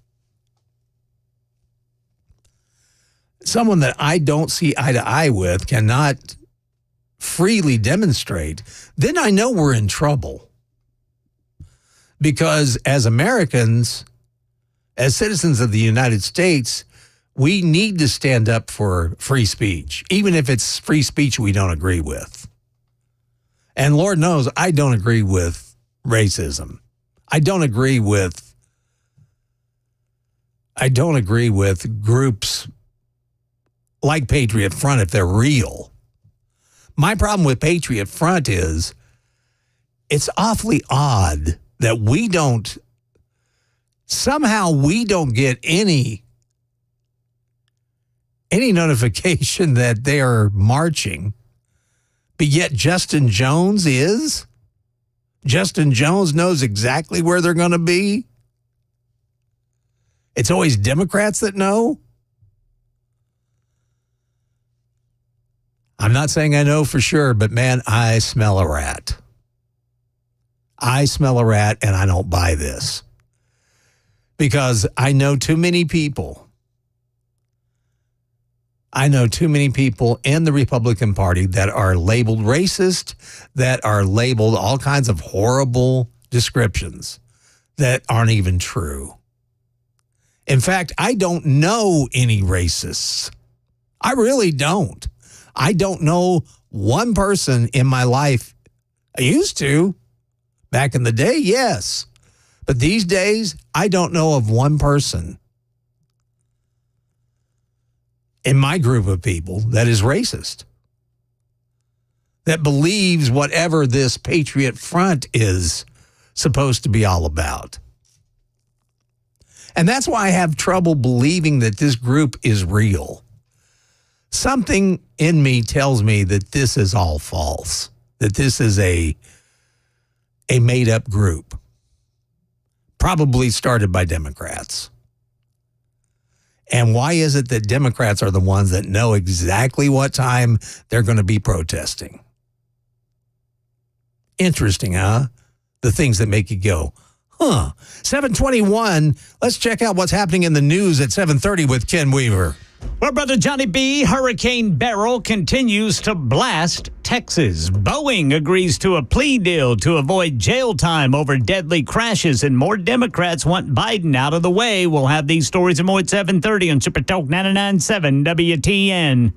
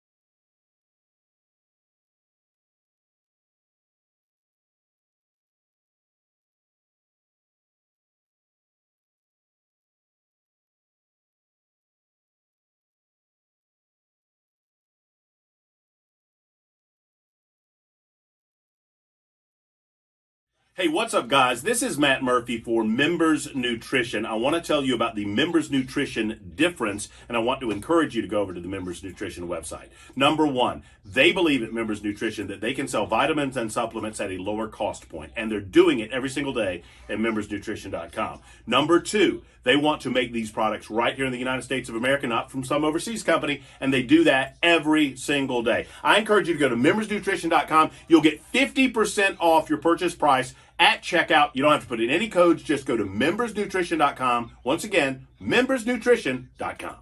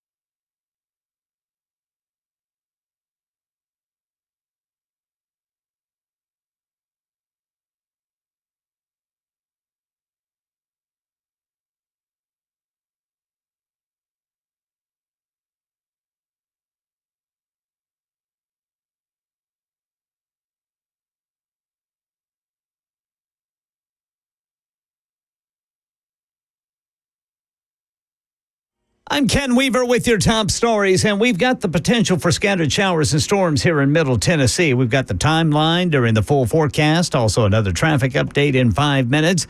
Hurricane Beryl now hammering parts of the Texas Gulf Coast. Here's Victor Oquendo in Galveston. It is going to be a long morning along the Texas Gulf Coast and into Houston, which we know floods easily. Residents being urged to stay indoors and off the streets until at least noon today. Right now, Beryl is blamed for at least 1 million power outages. I see that there is one fatality, but this is from a house fire there in the city of Houston. Officials trying to figure out if it might be Hurricane Beryl related. Beryl packing 80-mile-per-hour winds when it made landfall as a Cat 1 hurricane this morning. Boeing will avoid jail time under a plea deal over the company's deadly 737 MAX jet airplane crashes. The Justice Department says Boeing will plead guilty to fraud, will pay an extra $240 million fine, and will be overseen by an independent safety monitor. Boeing's accused of misleading regulators, but relatives of those killed in the 2018 and 2019 crashes in Indonesia and Ethiopia are angry at this deal. They're asking a judge to reject it. And election 2024, more Democrats raising concern about President Biden staying in the race. Here's M. Wen with a report showing Vice President Kamala Harris polling better. Recent polls suggest Harris could perform better than Biden against Trump. One poll showing that independents and moderate voters of both parties prefer Harris over Trump. What progress has been made here in Pennsylvania? Well, there's been a lot of progress. We got a lot more to do, though. Meanwhile, a Philadelphia radio station now says it's parted ways with its host, who acknowledged interviewing President Biden last week using questions pre-selected by Biden's campaign team. The campaign did not deny providing the questions, saying, "We do not condition interviews on acceptance of these questions." Yeah, we've also learned this morning that Democrat U.S. Senator Mark Warner canceled a private meeting among other Democratic senators to ask Biden to step down after news of that private meeting leaked to the media. That's the latest news. Traffic and weather next. I'm Ken Weaver, WTN News.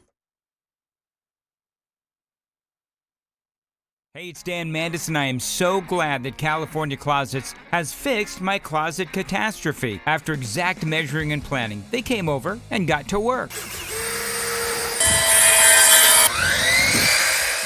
Yeah, once it was all plotted out on their 3D CAD system, the pieces are measured, cut, and precisely installed into my space. It was clean, fast, and professional, and above all, my new closets look and function great. Now, this was my dormer, and now this is my new dormer thanks to California Closets. Look at all of this added space for shirts and shoes, you name it, and it is cut so precisely, simply amazing. And my old closet that has now been reborn as the ultimate in style and functionability, making the best use of the space that I had. They can work on just about anything: bedrooms, garages, home offices, closets, pantries, and so much more. Find them online, CaliforniaClosets.com, and see what they can do for you. You can schedule a free design consultation. Mention my name, CaliforniaClosets.com.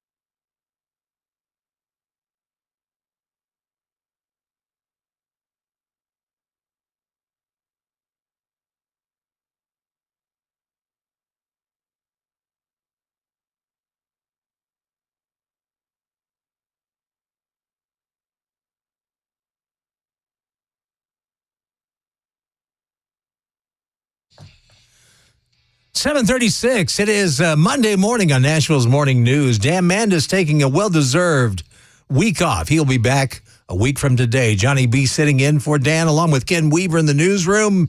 Mason Fleming flying the ship. 615-737-9986.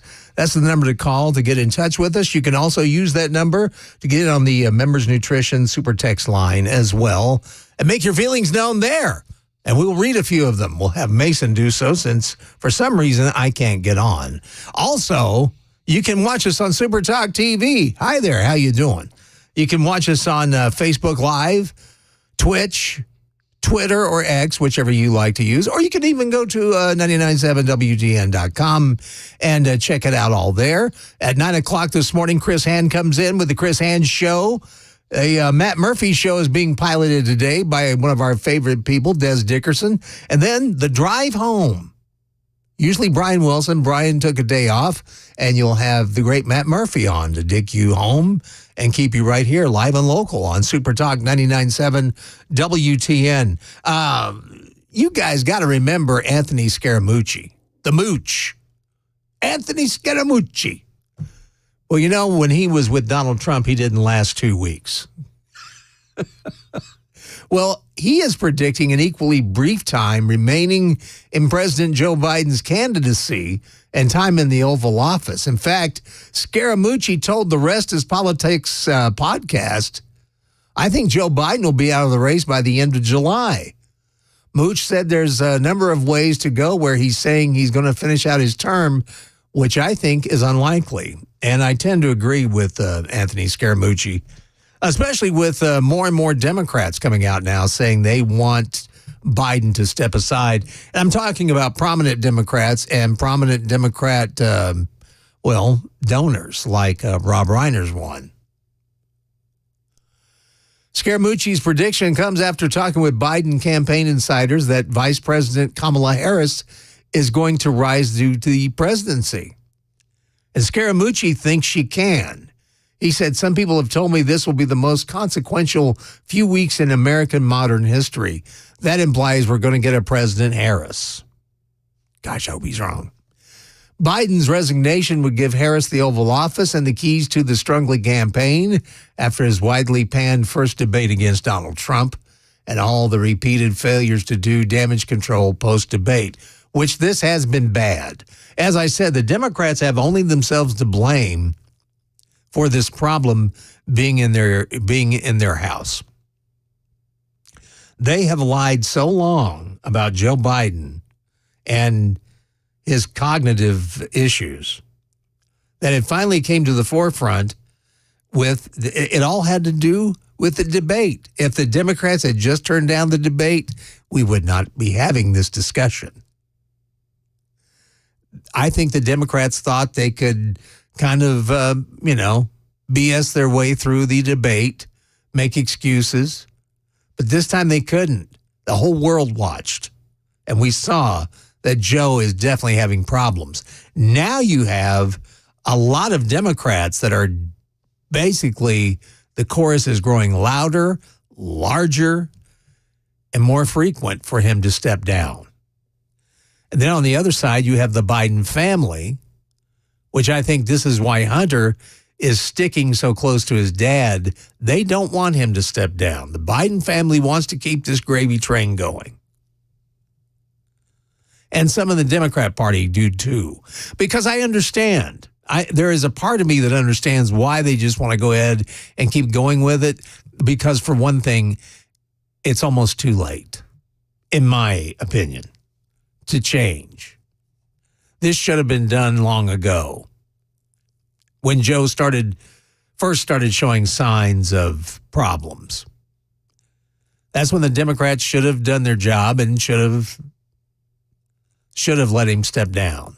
But they didn't. They tried to protect him. They tried to gaslight you, the voter, to let you think, hey, Joe's cool. Joe's all right. Hey, he might have flubbed that line. He might have stated, he might have read part of the message on there that wasn't intended for public consumption. But it's just a mistake. He had a cold. He traveled a lot. Folks, they all do. That's the job. That's what the job entails. You are on call nonstop.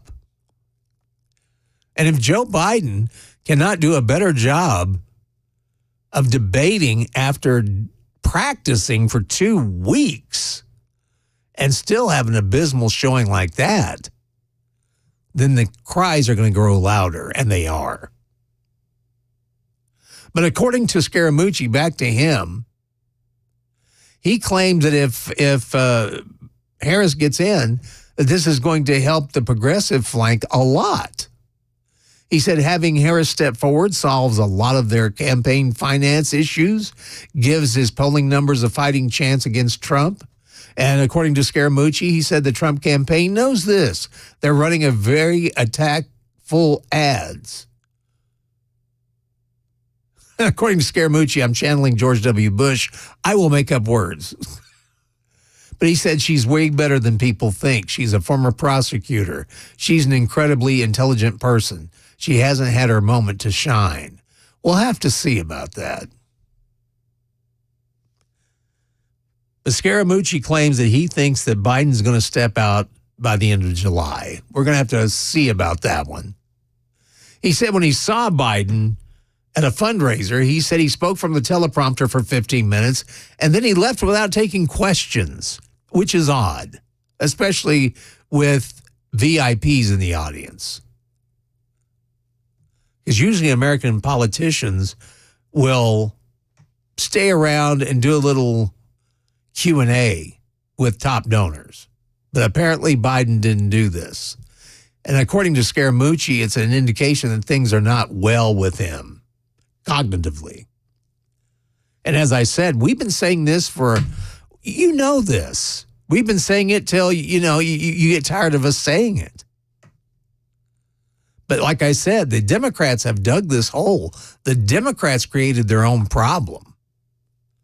They allowed this to go on. And we knew there was going to be a point to where the cows were going to have to come home. To when Joe Biden was going to fail. And he did. And now they're having to play damage control, and it's too close to the election. That's my problem with them. I think they have gone too long. If they're going to try to replace Joe Biden now, I don't think anything's going to happen. I don't think it's going to help them one iota. And I don't agree with Scaramucci. I just don't get that Kamala Harris is that dynamic of a politician or that dynamic of a leader. There are a lot of great women out there that are great politicians, great leaders. We have one here, Letitia Brooks. That woman is intelligent. And I'm telling you, the Republican Party should get with her and have her part of their group. Because she's smart. She comes up with great, great analogies. She's a sharp girl. There are plenty of women in politics that are sharp, that could do a far better job than someone like Kamala Harris. Kamala Harris is not going to win. I'll tell you that. Put her against Donald Trump. Trump's got it. And I think he does anyway. But he won't if you don't get out and vote. That's the truth. Coming up, radio station, you may have heard it in Ken's News. They say goodbye to one of their hosts because they asked Joe Biden questions that they were leaked. She was going by script. We'll find out more about it next. Let's check the traffic with Jack Womack on Super Talk.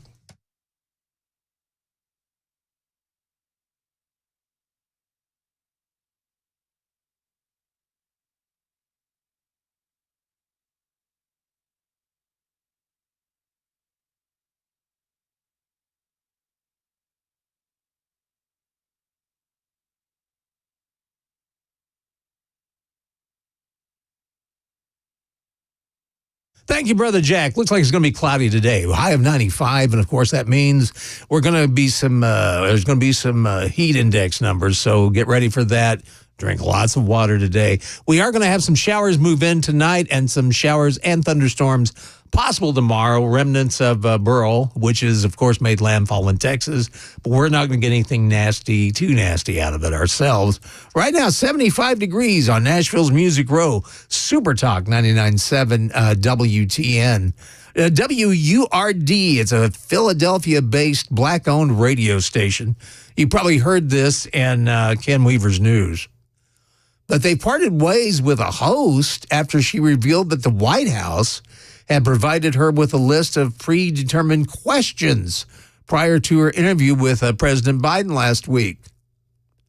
Andrea Lawful Sanders admitted during a CNN interview Saturday that Biden's team sent her 8 questions to ask ahead of the interview on The Source last Wednesday.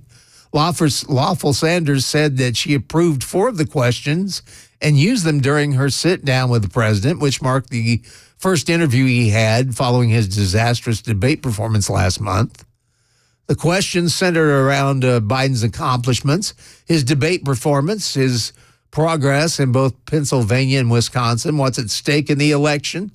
He also said he would say to voters who are considering not voting in the presidential election, words or WRDs, I'll say that. President and CEO Sarah M. Lomax announced that Lawful Sanders and WURD had mutually agreed to part ways, emphasizing that WURD radio is not a mouthpiece for the Biden or any other administration. Wow. On July 3rd, according to the radio station management, they said the first post-debate interview with President Biden was arranged, negotiated independently by radio host Andrea Lawful Sanders without knowledge, consultation, or collaboration with WURD management. So she was going for an apology instead of permission. Anyway, the interview featured predetermined questions provided by the White House, which violates the practice of remaining an independent media outlet accountable to our listeners. As a result, Ms. Lawful Sanders and WURD Radio have mutually agreed to part ways effective immediately. Lomax said that the radio station had remained an independent voice in radio and that agreeing to a pre-approved list of questions will jeopardize the trust that its audience has placed in them for 20 years to hold elected officials accountable. I agree with them. This is something we take very seriously, according to the statement. This practice of delegitimizing black voices continues today. WURD Radio is not a mouthpiece for the Biden or any other administration. Internally, we will commit to reviewing our policies, procedures, and practices to reinforce WURD's independence and trust with our listeners. Mainstream media should do its own introspection to explore how they have lost the trust of so many Americans, black Americans chief among them. And, of course, the host's page has been removed from the radio station's website as of Sunday afternoon. And, I agree with the radio station. I hate to see anybody lose their job, but when you build up a trust like that with your audience, that you're going to ask the hard questions, that you're going to do your due diligence to get to the truth of the story, which is what talk radio is all about, or supposed to be about. I can understand the radio station's stance, and I can understand why they let her go. She should have used better judgment. That's one thing I've really been impressed with the group of people I work with here. They are professionals. They know what to ask. They don't need prepared questions. And that's one reason, too, I tend to shy myself away from trying to be friends with politicians, because I feel like once you become a friend of a politician, you're going to be a little hesitant on asking tough questions or asking or being in a tough situation where you have to ask something tough, where you have to make them sweat a little, because that's part of the job. It's also like some of you that get upset with me when I tell you that President Trump, Donald J. Trump, is not a true conservative. He's not. And I'm not slighting him in the least. It's just he is for some conservative values and he fights for them. That's why he's resonating with so many voters. He's not your typical Republican. He is far different from anything we've ever seen. And that's one reason his candidacy tends to turn me on more. And I never used to be a Donald Trump fan, but I'm beginning to be one as he gets older and as he goes for the presidency. Because while he was president, not just me, but a lot of us were doing well. And I remember us talking about it. Those were some of the best years I've ever had financially. And it was thanks to him. He was doing all the right things. If Donald Trump will stay on course, and if he will talk about the great things he did and the great things he will do, and not get off into all of the weeds that the media tries to get him off into, I guarantee you he'll be unstoppable. He'll truly be unstoppable. And the only way he's going to win is if we get out and do the legwork and vote. And vote early if you can. Often, too. Like the Democrats. It's 7:53. Mason, do we have any good text that we can read before we go to break? Let's see here. We got Joe Biden commenting, or let's see here. Larry commenting on Joe Biden saying, "Can't forget about good old Uncle Corn Pop there." And also commenting on how we can't forget. Does Biden want to stay in the presidency so he can keep pardoning people? And he's trying to we're trying to make sure that he doesn't forget Hunter. Make sure he gets off with a clean slate as well. Well, that's why Hunter keeps showing up in the briefings. Yeah, exactly. Yeah. Dad, you got to stay, buddy. He's nudging him with his elbow. Hey, Dad, please don't forget. He's afraid something's going to slip from those old lips. That's right. 7:53. What's coming up in the news at the top of the hour, Ken? Well, Hurricane Beryl is blasting parts of the Texas Gulf Coast. We already have at least 1 million people without electricity. Boeing agreeing to a plea deal to avoid a criminal trial over 2 deadly crashes involving its 737 MAX jets. And we've got more fallout from ABC's interview of President Biden, who's trying to stay in the race, coming up at 8 on Super Talk 99.7 WTN.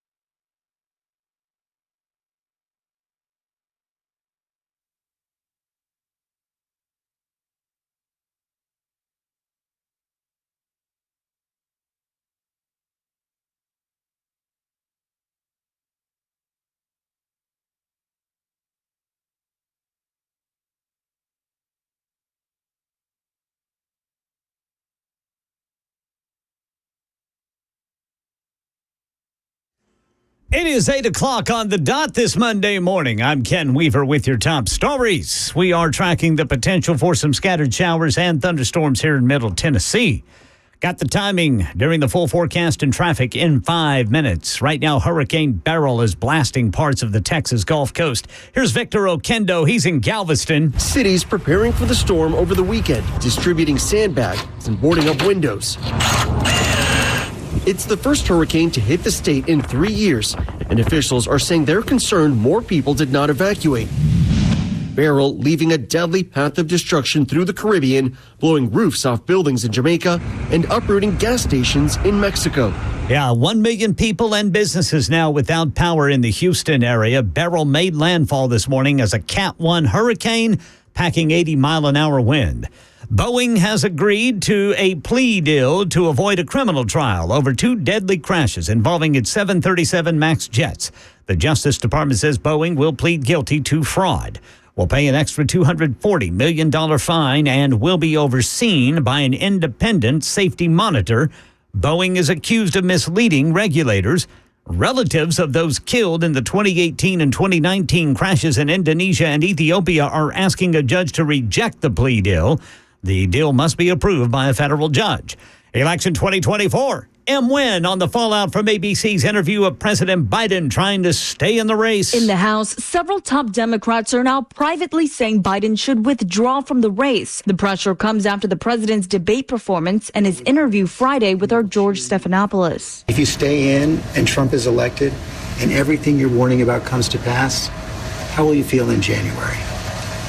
I feel as long as I gave it my all and I did the goodest job as I know I can do.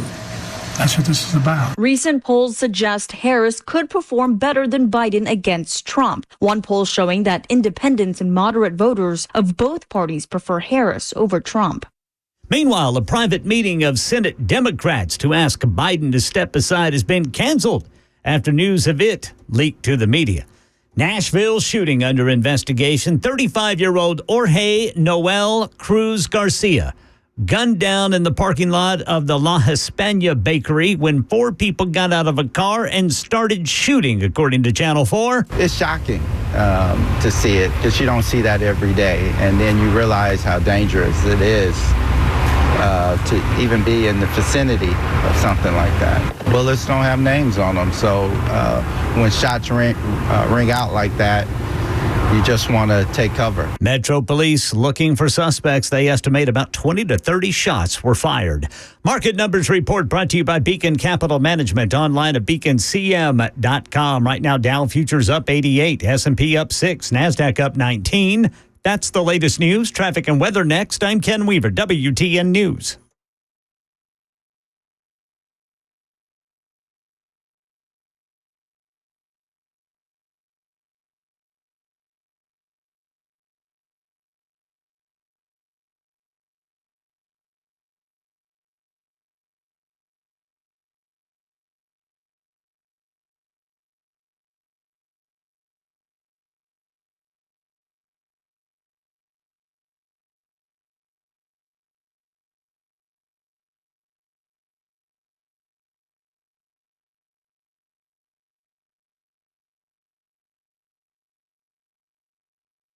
The guaranteed offer is the easiest way to sell your home. It's really simple. We bring you an all-cash offer. You close in as little as 21 days. No home inspections, no lock boxes, no open houses. Go to markspain.com to get a guaranteed offer and start packing. The guaranteed offer is the easiest way to sell your home. It's really simple. We bring you an all-cash offer. You close in as little as 21 days. No home inspections, no lock boxes, no open houses. Go to markspain.com to get a guaranteed offer and start packing.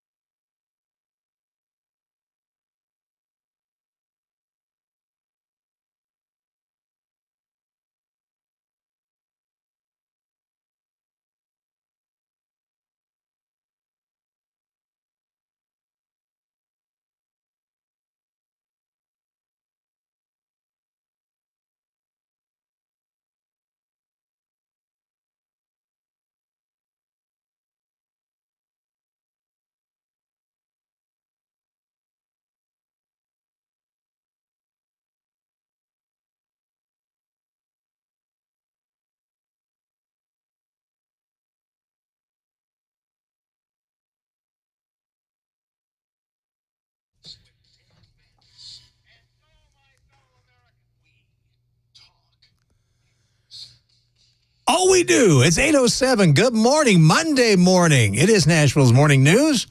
And Dan Mandis is taking a much-deserved week off. He'll be back a week from today. So you don't want to miss that. And I hope he has a good time off. He deserves it. It's 8:07. Johnny B sitting in for Dan, along with Ken Weaver in the newsroom and Mason Fleming flying the ship. And we are so happy you're part of it. 615-737-9986. That's how you get involved with the Members Nutrition Super Text line. We'll have Mason read a few periodically because for some reason, I can't get into it in here. They've changed some settings in here without telling Uncle Johnny.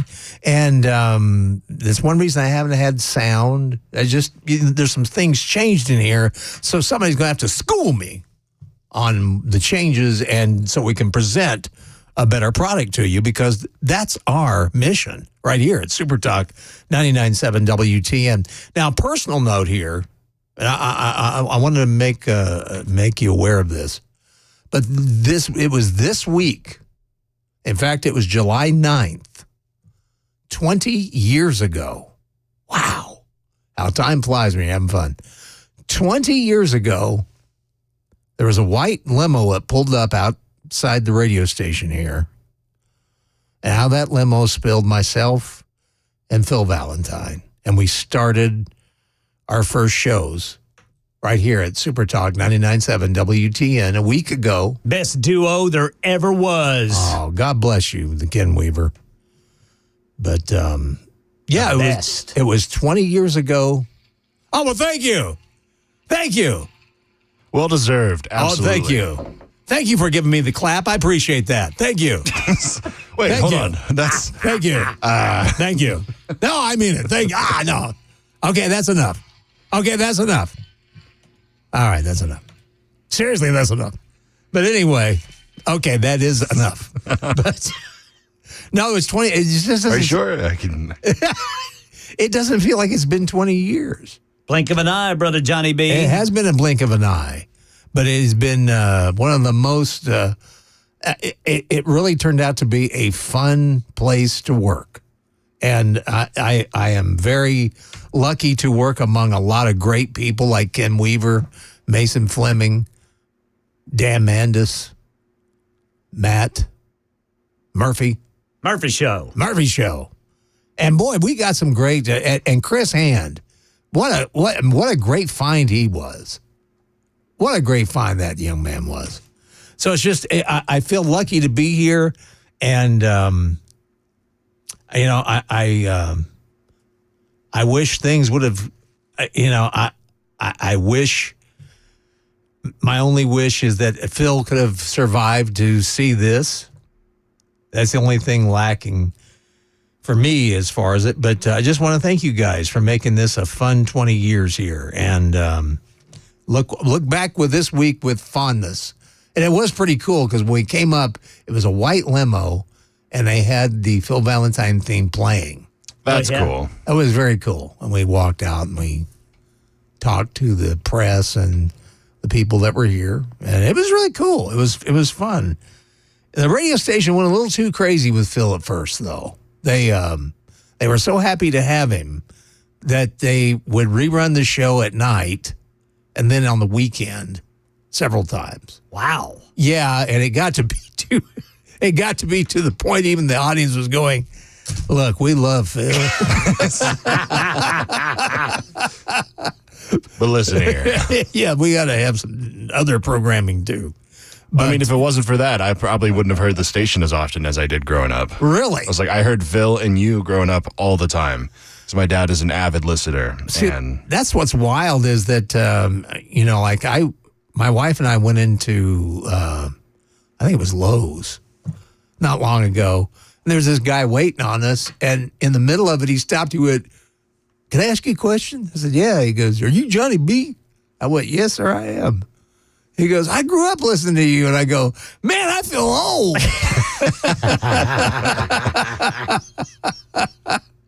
Yeah, he said, yeah, man, my dad used to listen to you guys in the car. And I'm thinking, and you're an adult.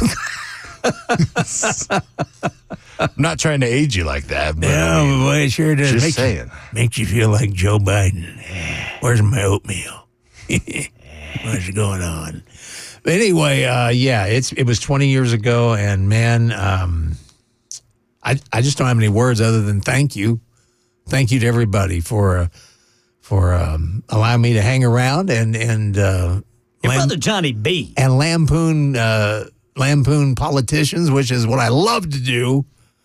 Let's be quite honest. I mean, there's some nice politicians out there. I met them. There's some good ones. But there's some good ones. But there's some bad ones, too. And those are the ones I like to lampoon. I love to give them a hard time. Like Joe Biden, he's one. Watch it, Jack. Hey, watch it, Corn Pop. There is a growing chorus out there that are wanting Joe Biden to step aside, and it's not the normal. It's not the usual. It's not the usual names. And in fact, one name, a very prominent Hollywood type, is asking Joe Biden now to step down after some of his poor performances, including the Friday night interview with George Stephanopoulos. We'll get to that coming up next.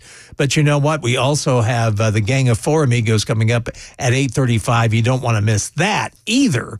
But right now, let's check out and make sure that I-24 is not the highway to hell this morning with the WTN Traffic Center.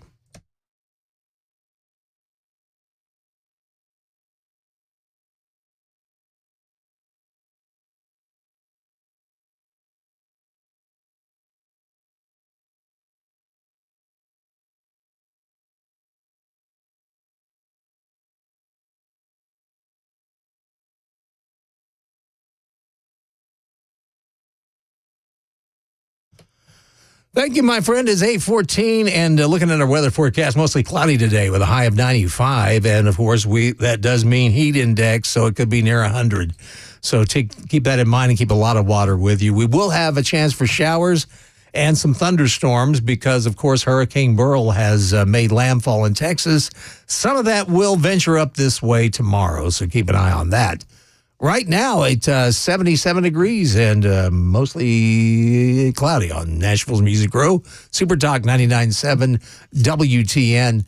And naturally, after Joe Biden's poor performances, not only at the debate, but also if you saw the interview with George Stephanopoulos Friday night, not good, not good.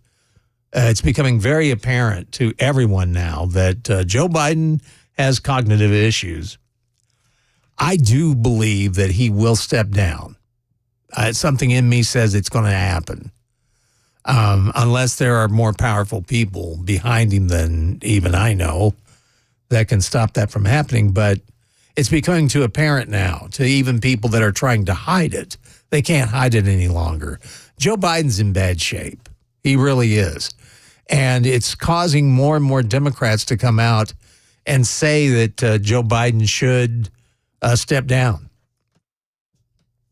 And this includes people that usually wouldn't talk that way. One person that usually doesn't talk that way is Meathead, Rob Reiner. Rob Reiner, of course, longtime Democrat supporter, Hollywood bigwig. He came out over the weekend. He made these comments in a post on X or Twitter, whichever you like. He urged the Democrat Party to stop effing around. He said if the convicted felon wins, which that's the whole reason they wanted to get Trump into court, is to have that happen, to be able to call him a convicted felon. But that's what Meathead was saying. If the convicted felon wins, we lose our democracy. Joe Biden has effectively served U.S. with honor, decency, and dignity. And then after that bragging, he goes, and it's time for Joe Biden to step down. Great job, Joe. Get out. But it's happening. More and more Democrats are now coming out and saying that Joe Biden needs to step down, and it's becoming apparent that he probably should. I don't know if you saw this or not, but I'm going to try to post this on my Twitter today. But apparently, Joe Biden was campaigning up in Pennsylvania. He stopped at a church, and it's sad. But as the pastor is asking everyone to stand, Joe Biden just stares into space and stays seated and looks lost. And as I've said, if you've ever dealt with a family member that has had cognitive problems like this in their older age, you recognize it. And I recognize this. I've seen this look before, and it's sad. But he doesn't know where he's at. And it wasn't just that. He also said that he was the first black woman to serve with a black president. Joe Biden's own words.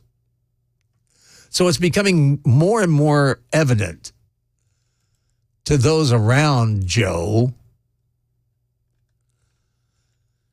that it's time for him to step down. He just cannot handle this anymore. But what you have are the Democrats who are trying to get him to step down. But then you have Joe's family. They say Hunter is sticking to him like glue. And I can see why. They're trying to keep Joe in office. And I think it's because the Biden family has come to rely on him a lot. For money, for position, for power. But you have a lot of people on the left that are asking for Joe Biden to step down. And in fact, Rasmussen Report's survey released Friday that found that 55% of voters agree that Biden should step aside, including 38% who strongly agree. 36% of the survey responders disagree with the suggestion that Biden step aside, including 21% who strongly disagree. And interestingly, nearly half of Democrats, 48%, at least somewhat agree that Biden should step aside and let his party select another candidate, according to the survey report. That opinion is shared by 62% of Republicans and 56% of voters not affiliated with either party. Conversely, they say 45% of Democrats, 31% of Republicans, and 30% of unaffiliated voters disagree with Biden stepping aside. And there are some, including Dick Morris, that are adamant that Biden not step aside because they believe that if Biden steps aside, Trump is not going to win. I have my doubts about that. I think Trump stands a great chance to win if he will concentrate on what makes his presidency great, and that's the economy. That's jobs. That's keeping the free market free. If Trump will concentrate on these subjects, concentrate on what makes his presidency great, keep it all like Reagan did. Reagan was beautiful in the fact that everything was always positive. And people tend to gravitate to those that are positive, to those that know there are problems, but that problems are meant to be solved, not to be a constant headache. And I think Donald Trump gets that. In fact, to me, we were lucky to have him in the White House when COVID hit, because everything was moving at a breakneck pace. It was moving fast and furious. And if it had been anybody else in government, it would have drug on forever. Instead, because of being the guy he is, a guy of action, then it made him the perfect man for the time. And I don't care what anybody says out there. For me personally, I thought Donald Trump handled the COVID situation as well as can be expected, because it was unknown territory to anyone. And I thought he did a great job in handling that. And if he could even bring that up again, I think he would have no problem beating whoever the Democrats decided to put up. It's 8:22. We've got news coming up with Ken Weaver at the bottom of the hour. Brother Ken Weaver, what is coming up? Well, President Biden's X account just posted a letter purported to be from President Biden telling Democrats he's not going anywhere. I'm not going anywhere, buddy. You can't make me. No, sir. I'm sorry, Keith. Go ahead. Well, of course, Hurricane Beryl is bashing parts of the Texas Gulf Coast. We've got more than 1 million people without power there. Boeing has agreed to a plea deal. Coming up at 8:30 on Super Talk 99.7 WTN.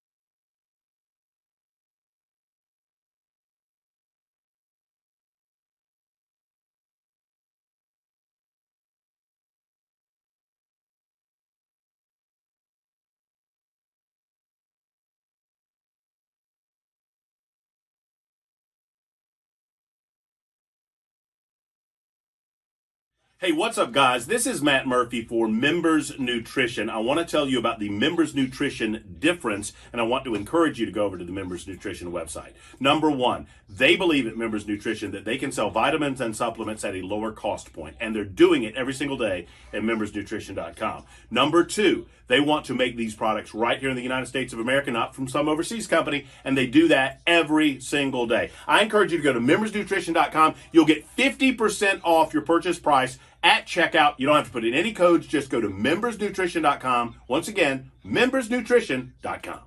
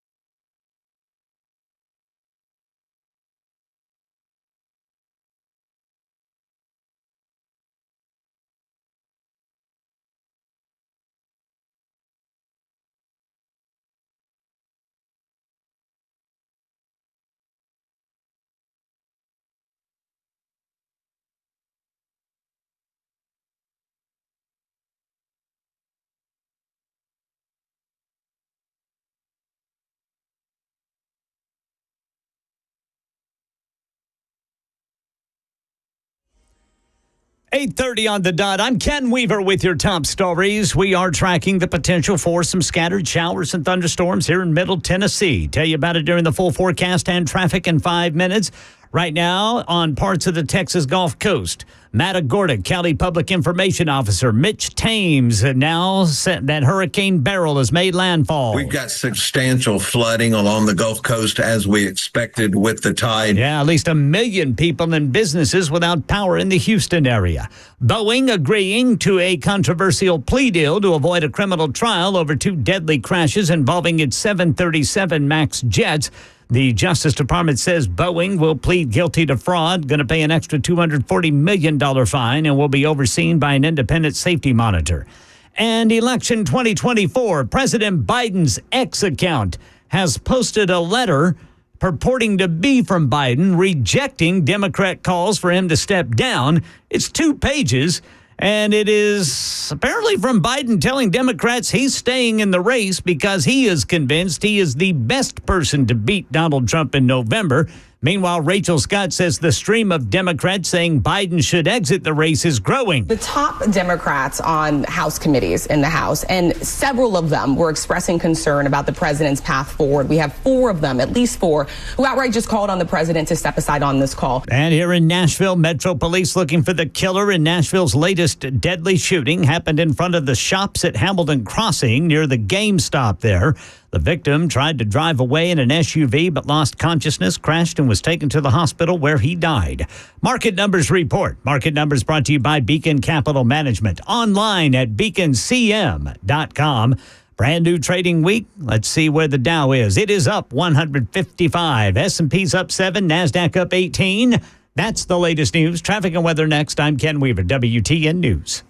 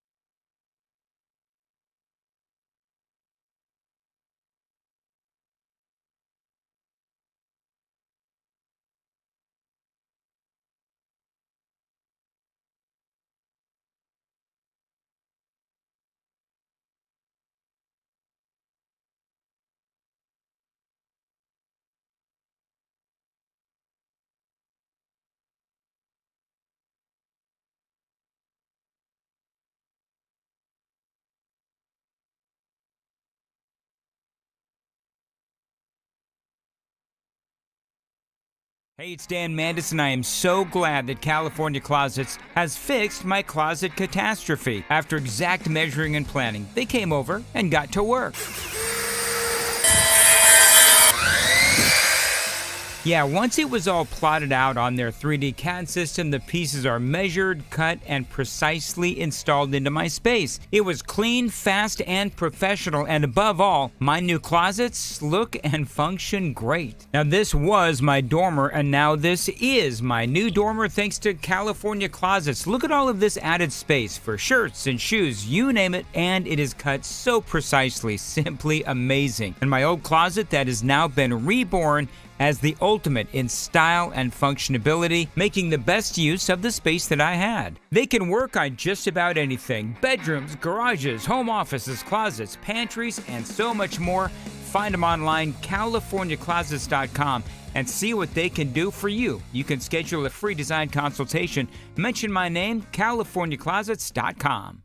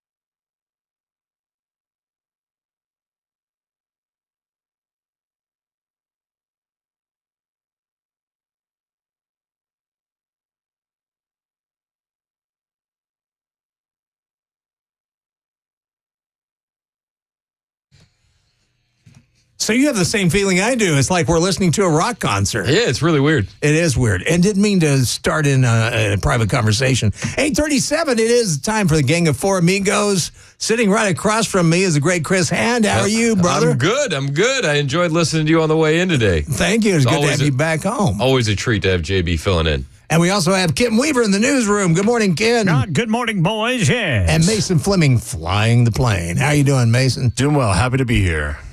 Aren't we all? Trying. We're all happy to be here.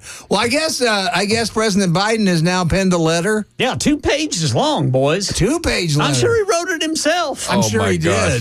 I'm sure he did. There's no way. No. He wrote it with his favorite purple crayon. Yeah, he did. Neatly typed. And Joe Biden paragraphed. Joe Biden checked it for mistakes. Yeah, and so did Hunter. That explains the weird fingerprints on the bottom of it. No, Hunter used it as a straw. Yeah. No, but I guess, so in this 2-page letter, he claims he's not going to step down. Yeah, he's not going to step down. He's telling Democrats to stop talking about it. It's time to unite because he is convinced he is the only one who can beat Donald Trump in November. I love it.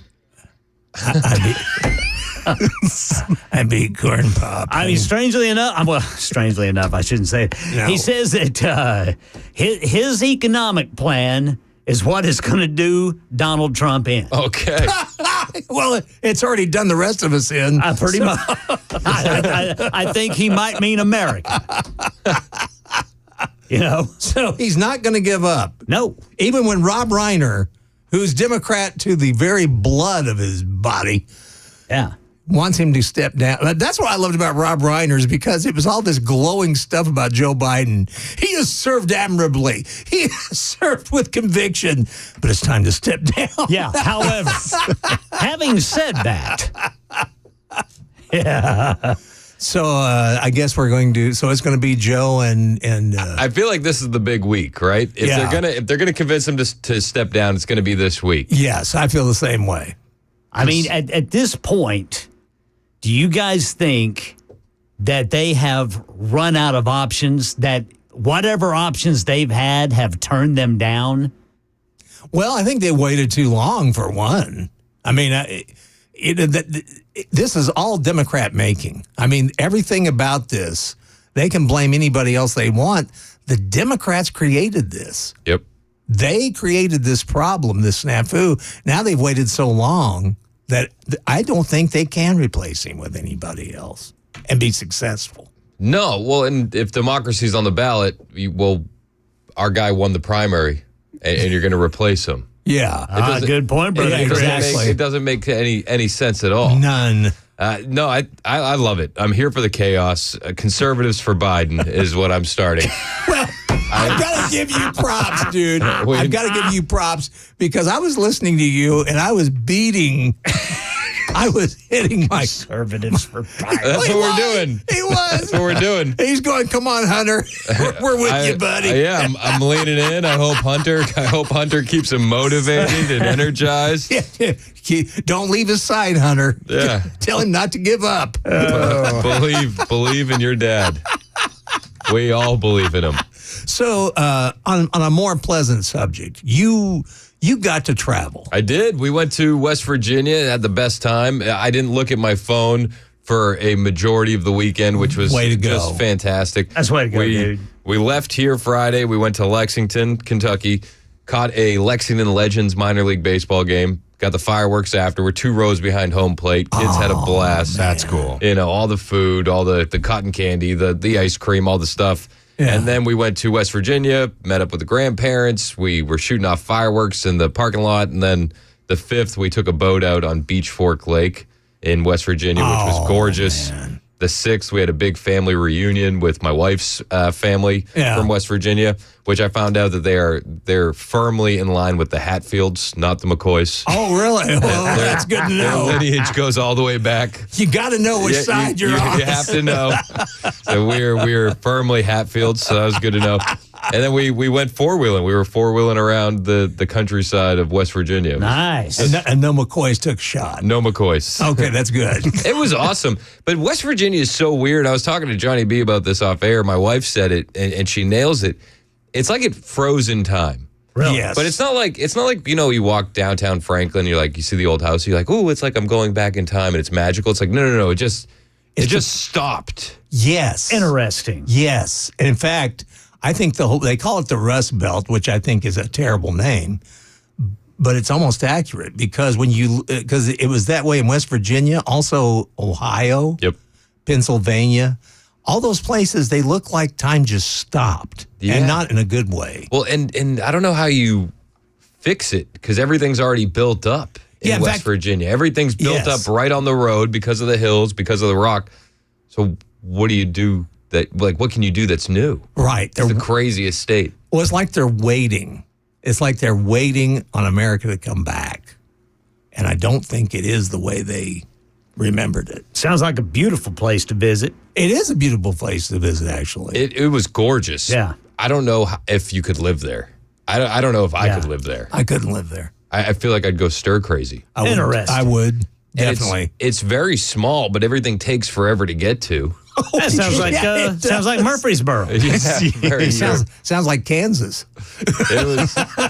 It was weird. It was awesome at the same time. Yeah. Yeah, had a blast. Interesting. Yeah, I love that part of the country. It is beautiful. But yeah, I had the same feeling when I went. It was Eastern Ohio, and my wife first took me. I was like, oh, these houses look like they're from the 70s. Yeah. And it looks like they were left like they were in the 70s. Like there was no, like everything stopped. I could do that. You could to a point. Oh, I could do it to the end. I don't see. This is far different. My kids are grown, man. I don't know if you would. I don't. It's not what you're thinking. It's not nostalgia. Oh, it's not nostalgia. It's more like, crap, the bottom fell out here. Yeah, exactly. And we're waiting on the bottom to come back. Oh, yeah, okay, it's totally different. Yeah, it's not like Chris was saying. It's not like walking down downtown Franklin and going, man, look at all these beautiful buildings and the history behind it. It's not warm and fuzzy. It's sad. Really. It is. It's very sad because that used to be big Democrat country. Well, and you roll around there and you'll see the houses that are just falling apart and caving in. You realize this is a house that had a family. The kids grew up and moved away, and then the owners died. Yes. And then nobody took over that house. It just sat there. Wow. And it's just being reclaimed by nature slowly. Yes. Interesting. And there's so much of that. And I've never seen so many abandoned houses like that except for Detroit. Yeah, and the same with the businesses too. They have a lot of shuttered factories, and it's sad. I mean, it's sad to go visit. Wow. Because you think these people are waiting for something that's never going to arrive. Yep, it's insane. And it was and once again, it was their voting habits. That's what killed them. But it's beautiful. Yeah, at the same time. It is beautiful country. It really is, and the nicest people you'll ever meet. But they also have a sense of hopelessness. And I would hate to see that happen to the entire country, because it will if we put these guys in for another term. Yep. I guarantee you. For the whole country. Yeah. You boys need to read Joe Biden's letter this morning. You'll feel better about it after you do. Conservatives for Biden 2024. Go Hunter! It is 2 pages long, fellas. 2 pages? 2 pages. You know he didn't write that himself. Of course not. He doesn't have 2 pages of thought. Did anybody else feel kind of bad for him? I mean, they sent him out everywhere over the weekend. And I'm thinking, he doesn't have the stamina for this. No. You're setting him up for another gaffe moment that's going to make him look bad. Yeah, I was like, this is a holiday weekend where we're all resting, and he's on the foot trail for sure. I mean, he's in Wisconsin, he's in Philadelphia, he's doing the ABC interview. I haven't seen this president this active since he was vice president. Yeah, same here. I haven't even seen the Stephanopoulos interview, but because I saw the excerpt that ABC News ran that evening, and that told me everything I needed to know. Oh, exactly. I mean, he the only difference between the Stephanopoulos interview, his appearance in that interview, and the debate was apparently he's been spray tanned. Yep. Yes. Yep. He's oranger now. And that's it. He's trying to take after Donald Trump. This orange man good. Yeah. But it's crazy. Even it's supposed to be a no holds barred, hard hitting interview. Yeah. And does he ask him some tough questions? Sure. But there are moments where he saves him. Yes. Oh, yes. There's no follow-up. Oh, There's yeah. There's no follow-up. He has to jump in and save him. Yeah. I have a bunch of that audio today, and it's like, Yeah, I figured you would, dude. it's just like this was your plan to save your presidency? Yeah, it's not a good one. No. I mean, when you've got Jerry Nadler reportedly out there saying it's time for him to step aside, you know something's up. Well, hell, when you got Meathead telling you to step down. Meathead, too. Yeah. I mean, and in the same sentence, bragging on you how great of a leader you were, but it's time to step down. Well, I like how the 81-year-old pastor of the black church there in Pennsylvania tried to make our president feel better about a 93-year-old alderman at the church. He's so older, bad. don't worry. I mean, and even at that same church, I think it is the same church, the pastor asked everybody to rise. Yeah. All Biden does is sit with his mouth open. I saw a meme. It said he looked like your little kid at the dance recital looking off stage for confirmation for mom and dad. I'm telling you, boy. It was okay. But no, the return of Black Church Biden. Did you guys know that he was raised in a black church? Well, I think he used to pastor one. I thought he was raised with a black family. All of those things. Well, he'd come off the road from trucking every week, and he'd pastor a black church on Sundays. After he beat the hell out of Corn Pop. Yeah.